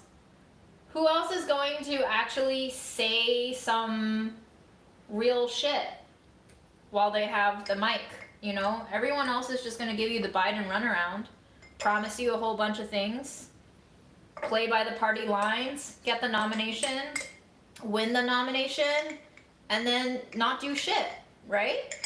That's how American politics go. The most exciting thing to happen to us is the Super Bowl, the Olympics maybe, the World Cup, and the presidential elections. It's just for entertainment.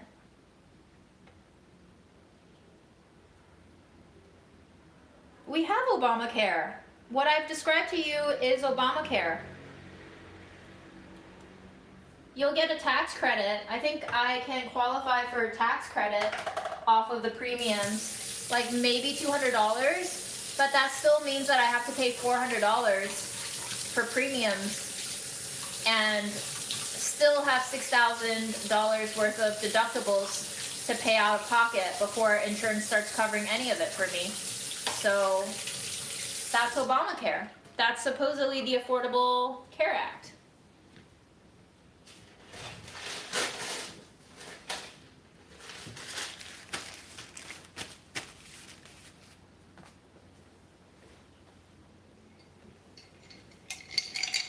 Yeah. Unfortunately, I'm serious. It's because I don't make below $29,000 in New York State that I don't qualify for Medicaid. And so once you don't qualify for Medicaid, you have to pay the insurance premium as it's set in the marketplace. And then depending on your income bracket, they'll give you a tax reduction credit. I don't know how any of this works, but at the minimal, working part-time, getting $1,000 to $2,000 of ad revenue every month from YouTube videos, that amount of income disqualifies me for Medicaid, and even with the tax credit factored in, I would have to pay upwards of $400 to $450 per month in premiums, and then pay out of pocket $6,000-ish before the health insurance kicks in to help me with expenses. So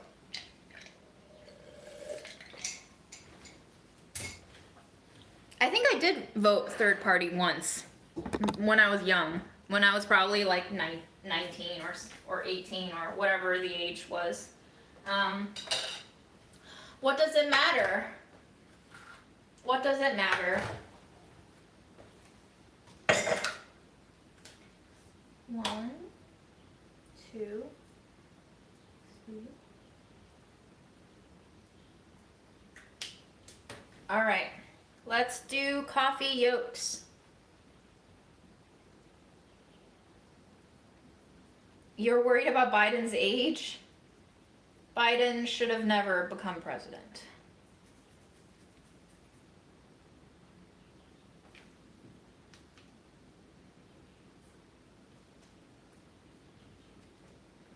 I'm worried about a lot of things. And Margie, I know it's tempting to say overthrow as the only option, but I don't even know if overthrowing will do anything, because think about it this way, right? You need collaboration and solidarity and coordination and organization to do anything. Let's just say that we somehow successfully overthrow the government. Who's to say that the next iteration of government that we install will not just be another potentially worse shit show? The problem, unfortunately, is we have not set people up to do critical thinking. We have not provided people with enough social support and services to be able to actually take stock of what's happening. That needs to change.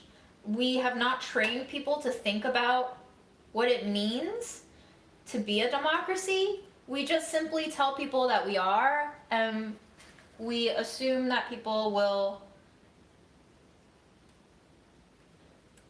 do it, do democracy. You can't just do democracy though. You have to train people how to democracy. Like when I was part of the Hearst Union, I think that was a point where I saw, wow, like people don't know how to be a democracy.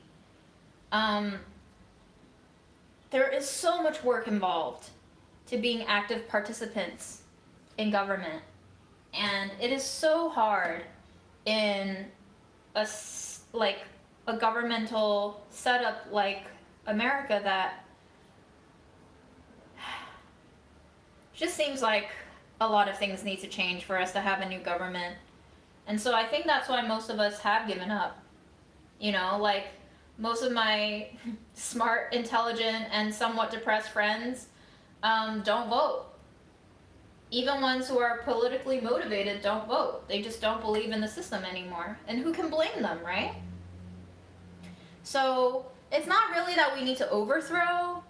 Something that I read in the last year is not about eliminating choice, but about providing alternatives.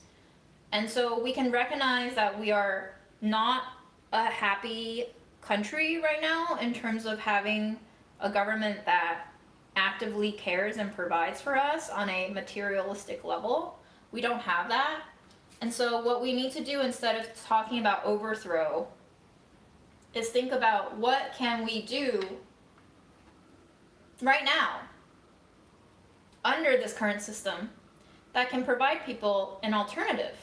And I think during the pandemic we saw a lot of that with like mutual aid groups and all of that, just more community organization and community mobilization and just more community. Because I mean, late stage capitalism functions off of alienation. The farther apart you are from other people, the less connected you are, the less of a network you are, the weaker you are. And the weaker you are, the more easier you are to manipulate.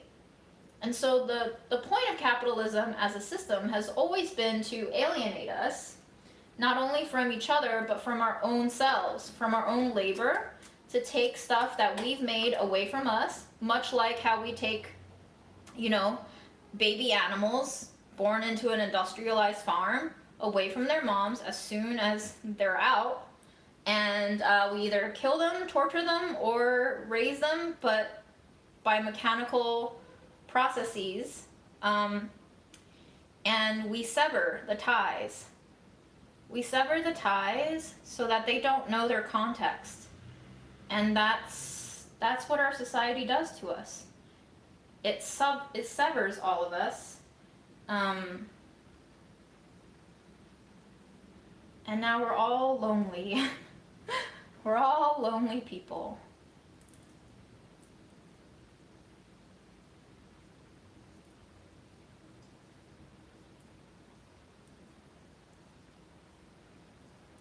Coffee yolks, yes. So this is a coffee flavored mooncake filling, and I am stuffing them with yolks right now. And you can fit one more in that tray, I think.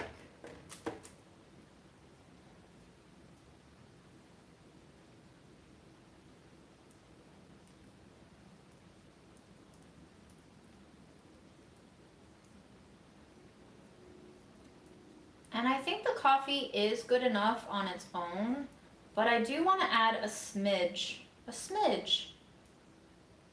of cream cheese to some.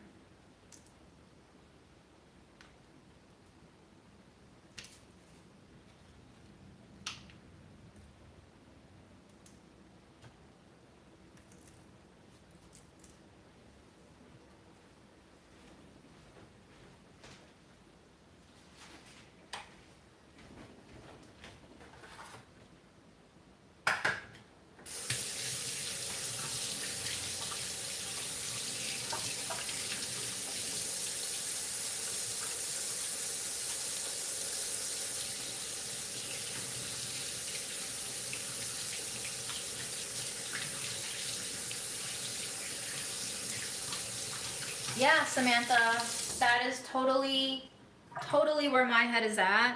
Honestly, when I got fired and coming on the heels of my mom dying roughly a year before I got fired, I was all ready to be like just doing my own thing, living my life for a year so that I can be on Medicaid and not think about health insurance, because health insurance is really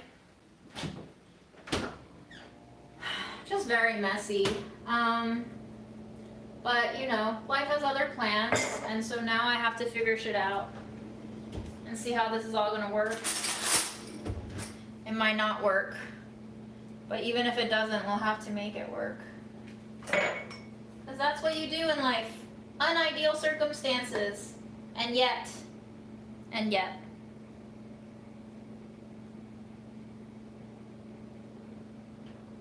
But it's less of a, it's also like, Margie, it's less of, I'm talking less of a restructuring and more of a addition, you know, just letting the people see that there are other options that are not the status quo, and to make them, give them the option of realizing that, yeah, what we currently have is unideal, but this isn't the end all be all.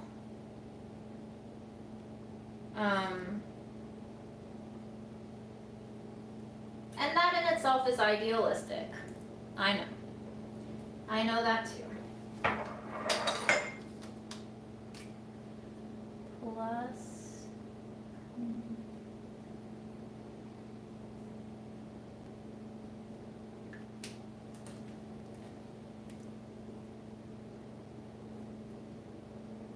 And see, this is how people get stuck in capitalism, right? Somebody asked earlier in the live, why is everyone okay, and like, why do we accept living this way? We don't really accept living this way, but we are given no other options. All these comments coming through about how they're scared to go back to work because of, in terms of health insurance implications. I know that people who are stuck at their jobs that they hate, that make them miserable on a day-to-day basis and probably is terrible for their mental and physical health, because they need the benefits that include health insurance that come with their job. This is indentured servitude. This is to make us disabled, where we are not really disabled. You can have all these health conditions and not be as disabled as you are societally. But we have created a system that disables you beyond what you are actually disabled on. So that's what makes me angry. We could be leading much healthier lives, but because of people's perception of what success and power means and how important it is, we've decided to sacrifice the happiness of the majority for the happiness of a few. It's like reverse utilitarianism. This is like taking economic philosophy and seeing a worst case scenario of stupidity happen in real time. in real life. Yeah, exactly, Alec. And you know what? Sometimes people don't pay the ER bills. And honestly, I think we should strike. We should strike and just not pay a lot of shit. We should not pay taxes. We should not pay our healthcare bills. We should not pay back our student loans. We should just withhold. We should withhold everything. Because why should we pay? If this is basic human rights to education and to healthcare, why are we paying for it when we already pay our taxes? When we are already paying into the system that should be taking care of us, supposedly.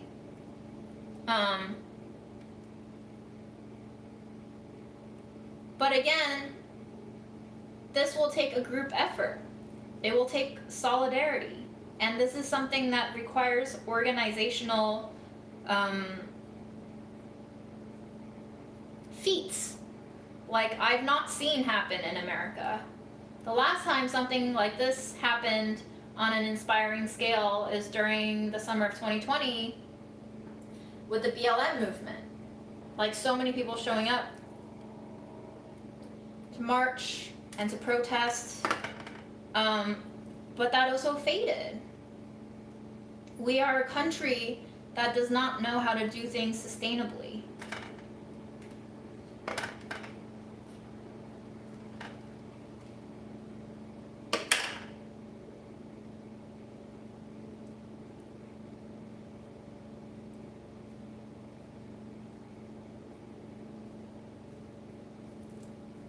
So yeah, I don't know. How do we make a new French Revolution happen? What will take us to that point of seeing?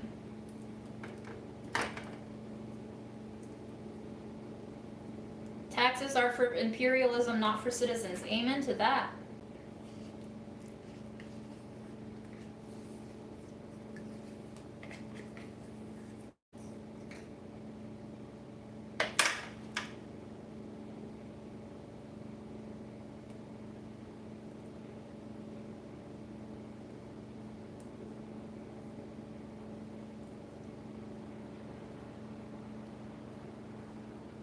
Yeah, exactly. What works for the 1% at this second at the expense of everyone else and our entire futures.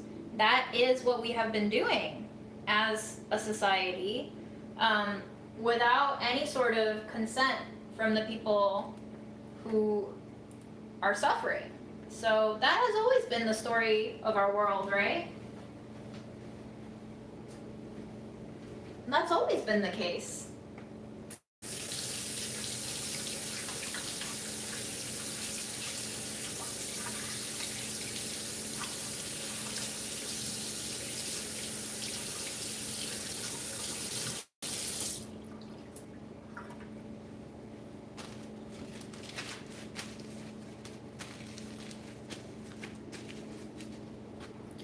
Americans are so divided. Yes, and that is exactly what they want us to be. Because if you are divided, you're easier to manipulate. Right? Stronger together, weaker apart, and we are so weak. We are so weak. Because it is much easier to have an enemy that you can fight than to have an enemy that you can't. And so a lot of us have chosen a manageable enemy to hold in our lives. You know, the left and the right fighting over very inconsequential, non-materialistic things, languages and word choice and candidates.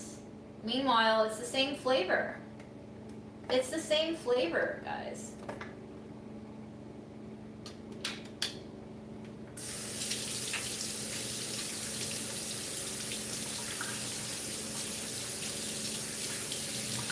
And Samantha's sentiment about how she's happy that mom died last year when she did, so that mom doesn't have to see all this devolve into more and more of a shit show. That's honestly one of the things that I've been comforting myself into believing too. If for no other reason than just to say, hey, at least there's something to be celebrated in mom dying unexpectedly early.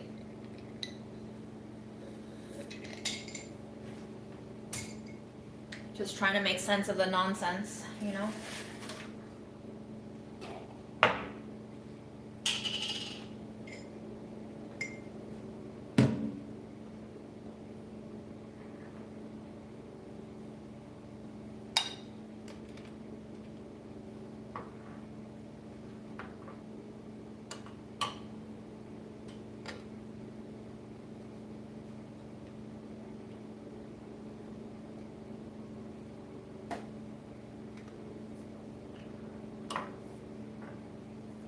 So these mooncakes are absolutely dangerous because they contain gluten, they contain dairy, they contain nuts, they basically contain everything that everyone's allergic to.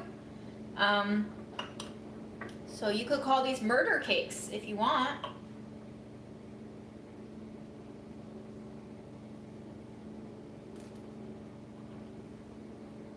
Hi, Georgia.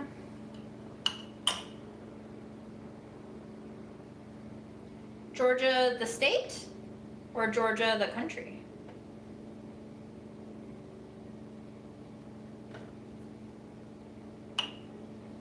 I agree, Morgan. Very masterclass in manipulation, for sure. And we're also easily swayed by very superficial stuff. It's, US politics is like sports, you know? Look at sports. You always have two teams playing each other. You have avid fans rooting for one team over the other. They get into fights because of the game. How is US politics, especially during election cycles, any different? I think there's a lot of similarities, and it's kind of sad.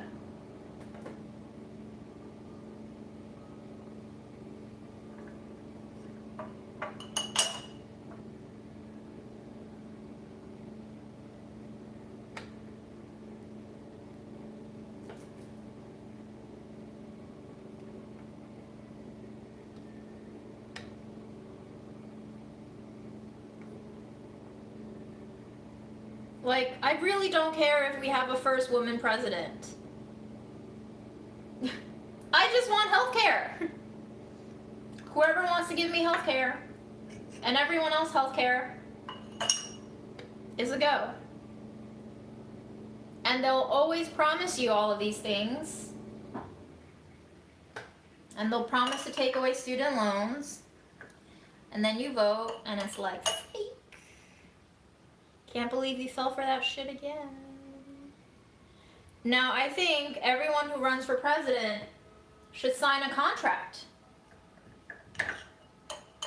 They need to sign their lives to their platforms. You need to be held accountable as a politician. I think they need to understand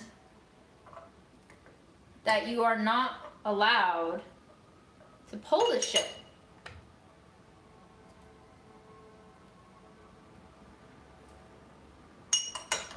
Imagine if they signed a contract that was like, if within the first 3 years of my presidency, I don't manage to wipe student debt, then I have to serve 10 years in prison? Holy shit, guys.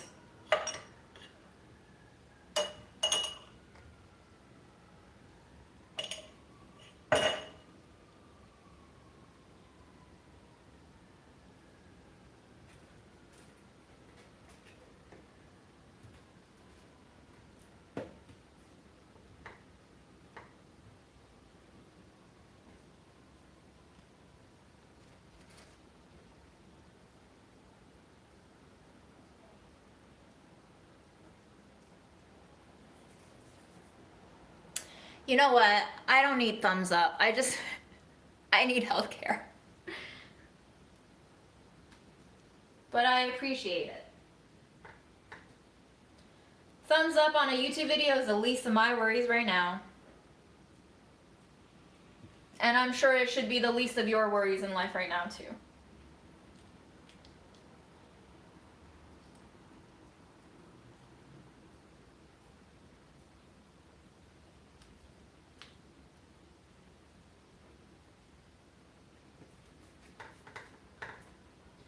I think everyone who's promising people shit should sign a contract that guarantees deliverance on those terms. Right? America's the land of lawsuits, right? So why don't we have this? We should be able to sue the president for being a liar.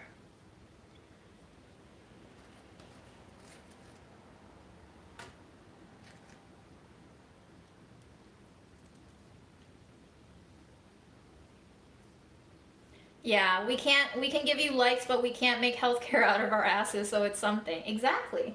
That's what America has gotten used to, right? In place of actual dignity, we've turned to consumerism. We can't have the basic guarantees of well-being in life, so instead we'll take our little paychecks and we'll pay off what we need to pay off, and we'll struggle to make ends meet. And hell, you know, we might even not have healthcare just so we can buy ourselves a little something something every now and then to make ourselves feel alive. Because the world is really good at making us feel dead. We feel so dead because we're not supposed to feel alive. Dead things are easy to move.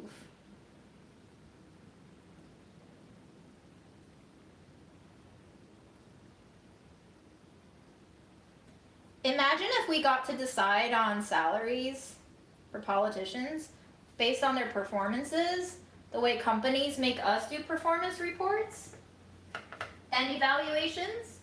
Imagine the impact that might have. Yeah, we have like approval ratings, but those don't really have materialistic consequences. You can get like a 20% approval rating and you might not get reelected again, but you're still there. Not delivering on your promises. Who cares? They told us during teacher training that you must have consequences that are clear and laid out, and you must follow through on the consequences. Otherwise, your students have no reason to listen to you because you have no authority.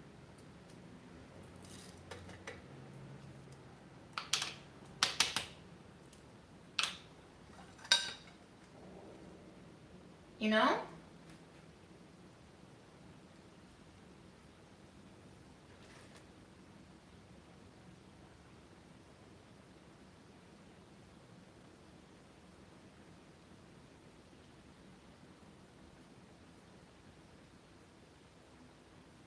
Yeah, Linda.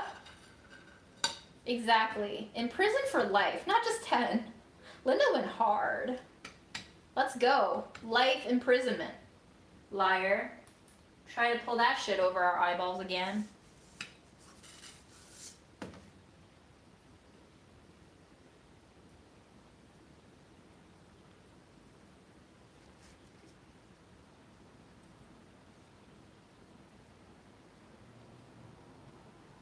AI is probably a bigger threat to entry-level white-collar work than manufacturing. What's an example of entry-level white-collar work that you think will be impacted by AI?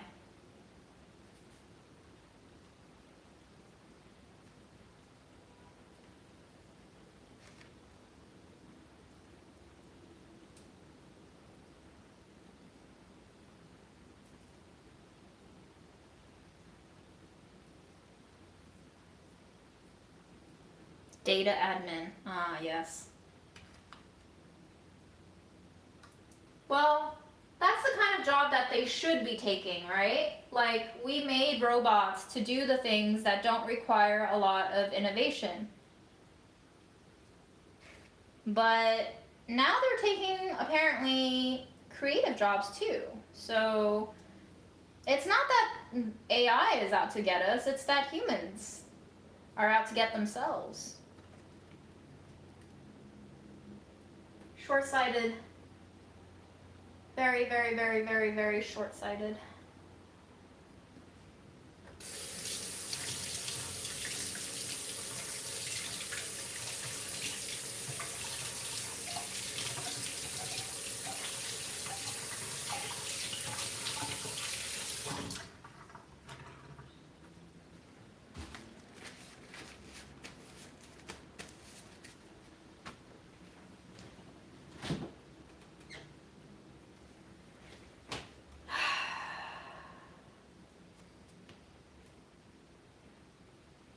The days of our lives.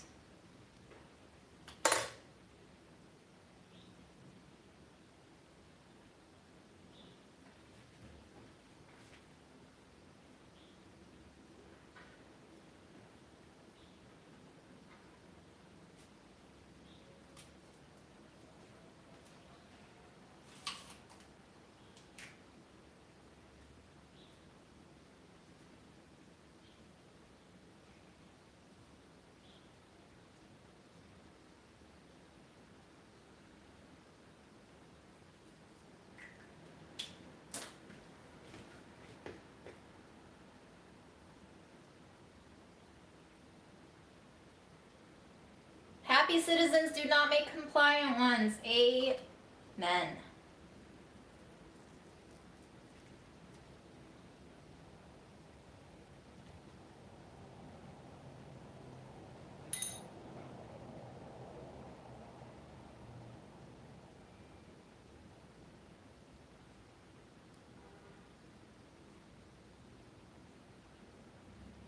Although I would say that's kind of not true. I can be a very, very, very compliant employee if I'm a happy employee. But I'm also rare, I guess, in how reckless I've been professionally. My ideal is to be fully compliant under leadership that I can trust. Unfortunately, it just seems like there is no good wave of leadership that we can trust for the most part. A lot of empty promises and gesturings. Not a lot of deliverance. I'm for UBI because I think UBI puts into perspective how much of a human folly the construct of money is, and it automatically wipes away a very fundamental layer of oppression. It's not going to solve everything, especially if you don't give people enough money to live off of, but it's a great start.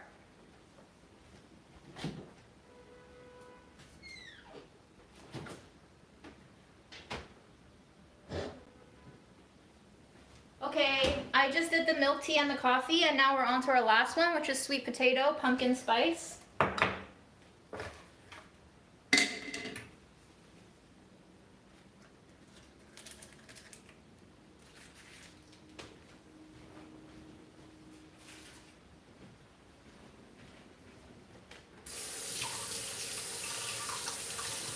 Why did I get fired? You can definitely Google that. It's a long story. There are several reasons that were at play. But Google it. There's a whole article on it. I'm not pulling your leg this time. I pull your leg sometimes. Alright.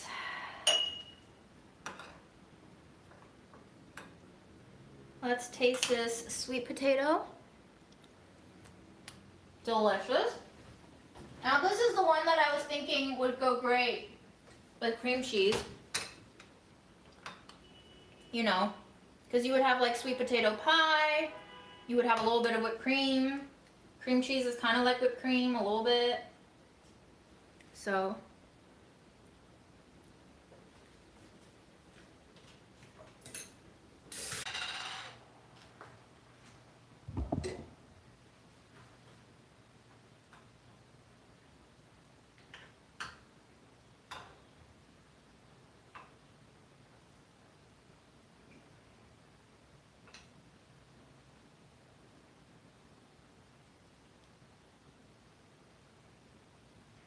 we back? Can you see me?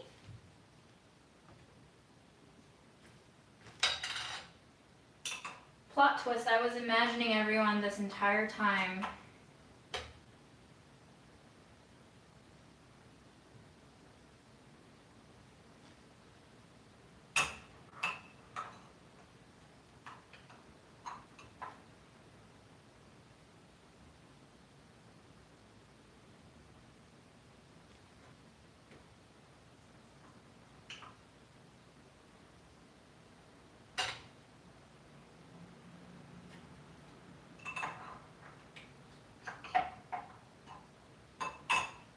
Wait, Linda, I'm so curious about how you feel like your half identity factors into your viewpoints. What does the Japanese side for you contribute to your personality? And what is it offset by? If you're willing to share, I'm super curious.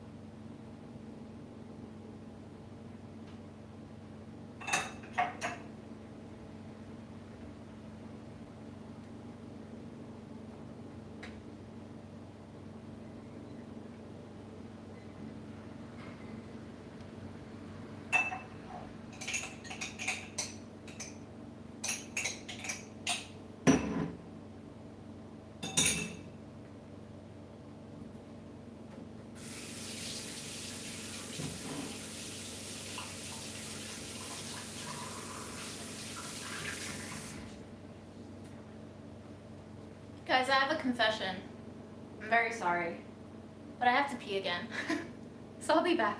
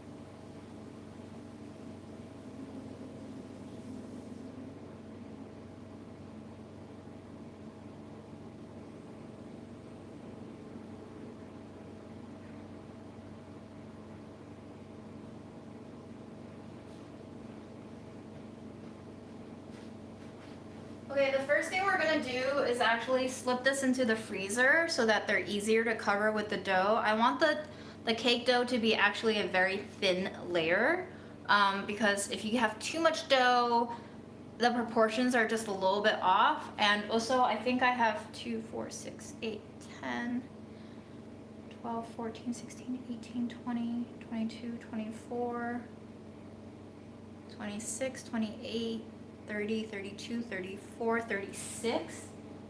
I'm gonna have like 70 balls and I don't think I have enough dough to make that many balls anyway, so we're gonna freeze it and we're gonna try to stretch the cake layer as thin as possible, and having a hard center filling will make it easier for me to wrap with the thinner layer of dough.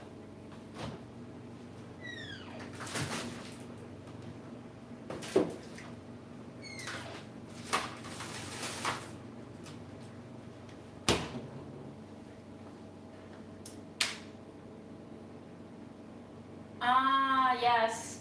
It is, I think, very East Asian to feel like you're doing the right thing. My mom had a lot of that kind of morality instinct too, and she would get very angry when people didn't do what they were supposed to do. Wow! Fun! Smells good. Maybe after we finish assembling our balls, we can have some of this lunch. Okay.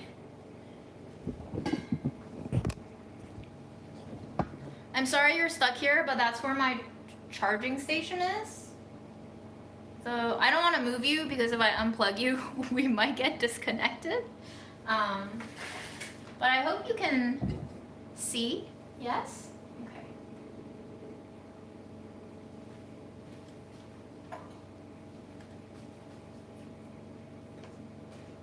It's National Fried Rice Day? No, I didn't. Seems pretty inconsequential as a holiday to me. I wonder who came up with this idea of like, yeah, let's give every food item its own day. Yes?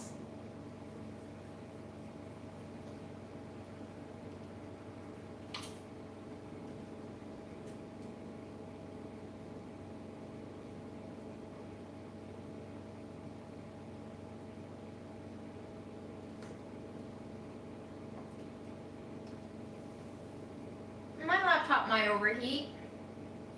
I'm willing to take the risk, but thank you for your concern.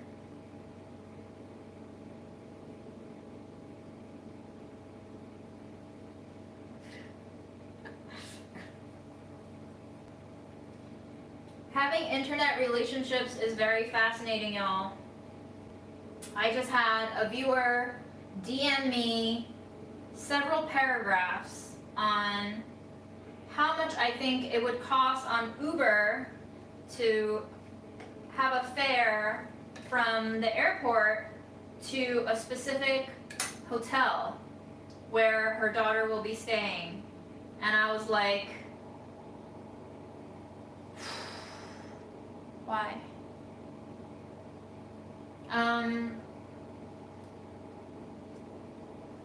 Goes back to the saying that I came up with last year maybe, or January of this year. I'm friendly, but I'm not your friend. I also don't use Uber.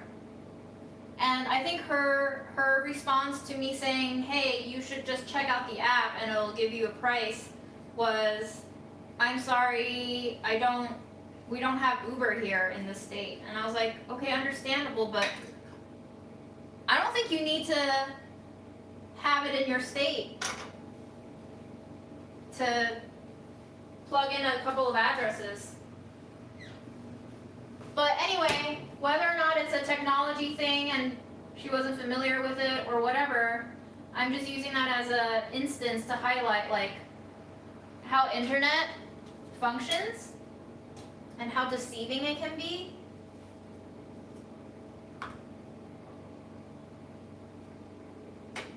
But yeah, don't message me asking about fares.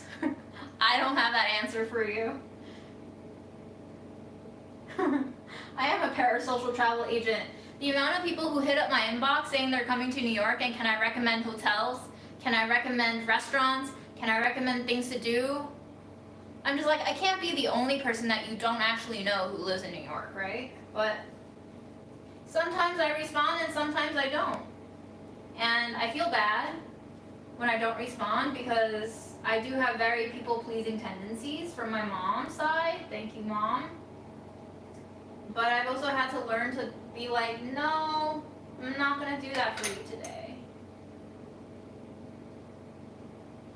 But none of this really compares, everything that I've gotten in messages pales in comparison to the suicide messages that I got in January of this year. Those really broke me.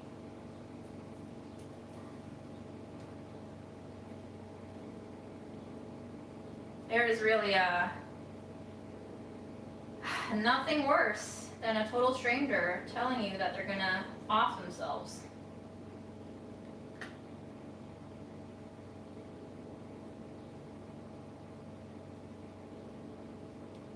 That led to a really bad mental health decline for me for a couple of months. It was also paired with a really bad dating experience right around the same time frame, so I was like, not healthy.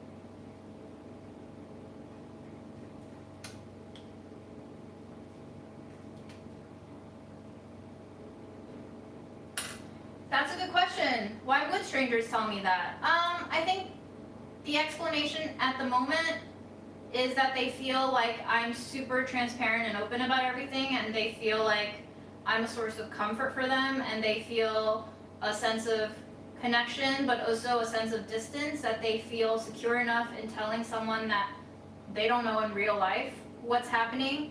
But either way, it's not good. Definitely not good for me.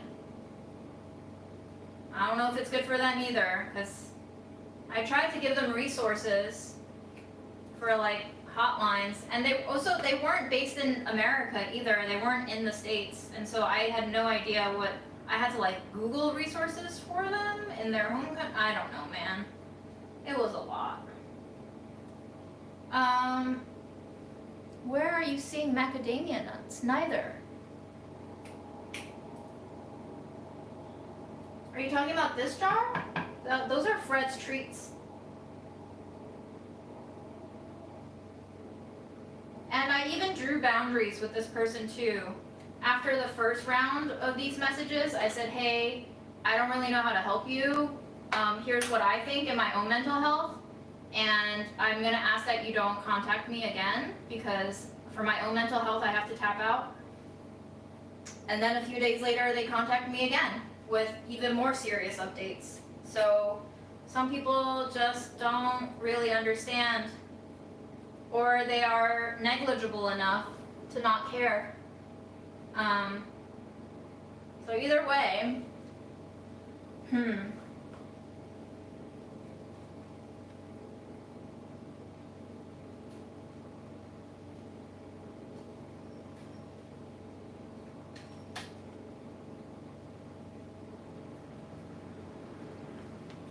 I still have some yolks left over, and I might try to make some more balls with other failed fillings. Stay tuned. Let's see what we've got here. We've got 7 yolks, okay.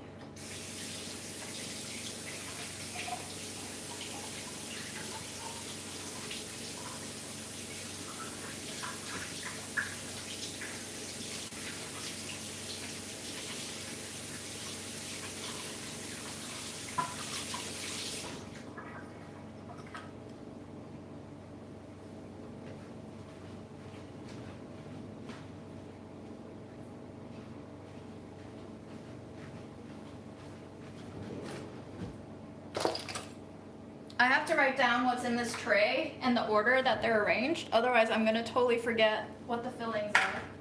So pandan. Then we have coffee. Then we have sweet potato. Then we have milk tea. And then maybe somewhere in there, failed ube.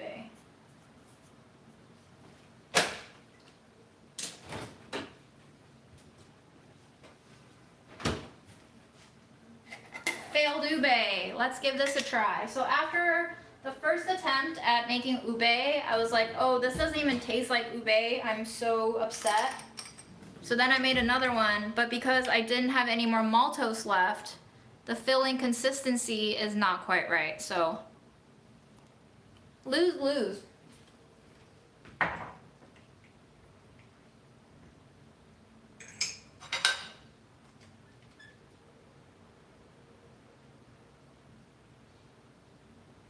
Yes, I made this food for me. If I didn't make this food for me, who would it be for?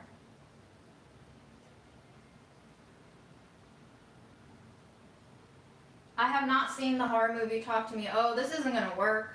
It's so crumbly. Nope. Abort. Alright guys, now you know. Mooncake fillings without enough sugar or maltose or honey is a no-go. Tell me why you think I would like Talk to Me. What makes you think so?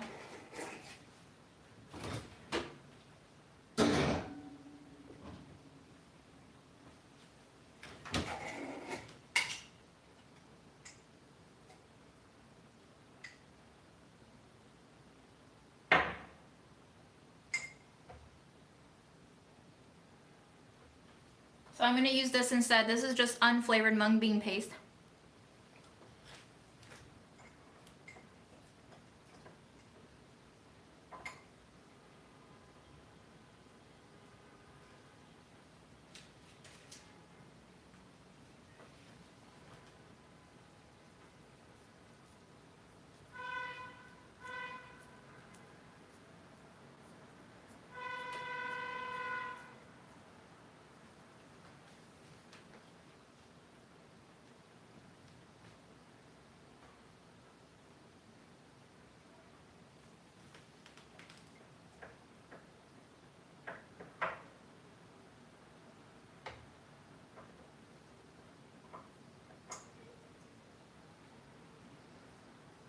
This seems like quite good commentary on the times we live in and how social media can be unhealthy. Yeah. Well, I think we've all come to realize that for now.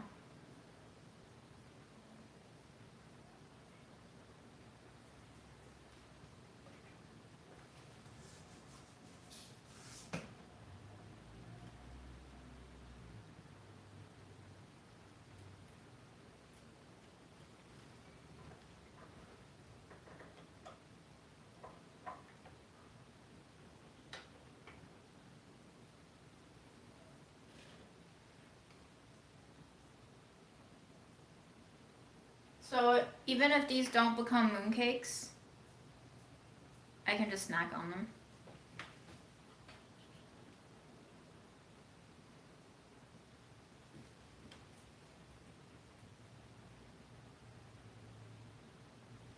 Whatever the case may be.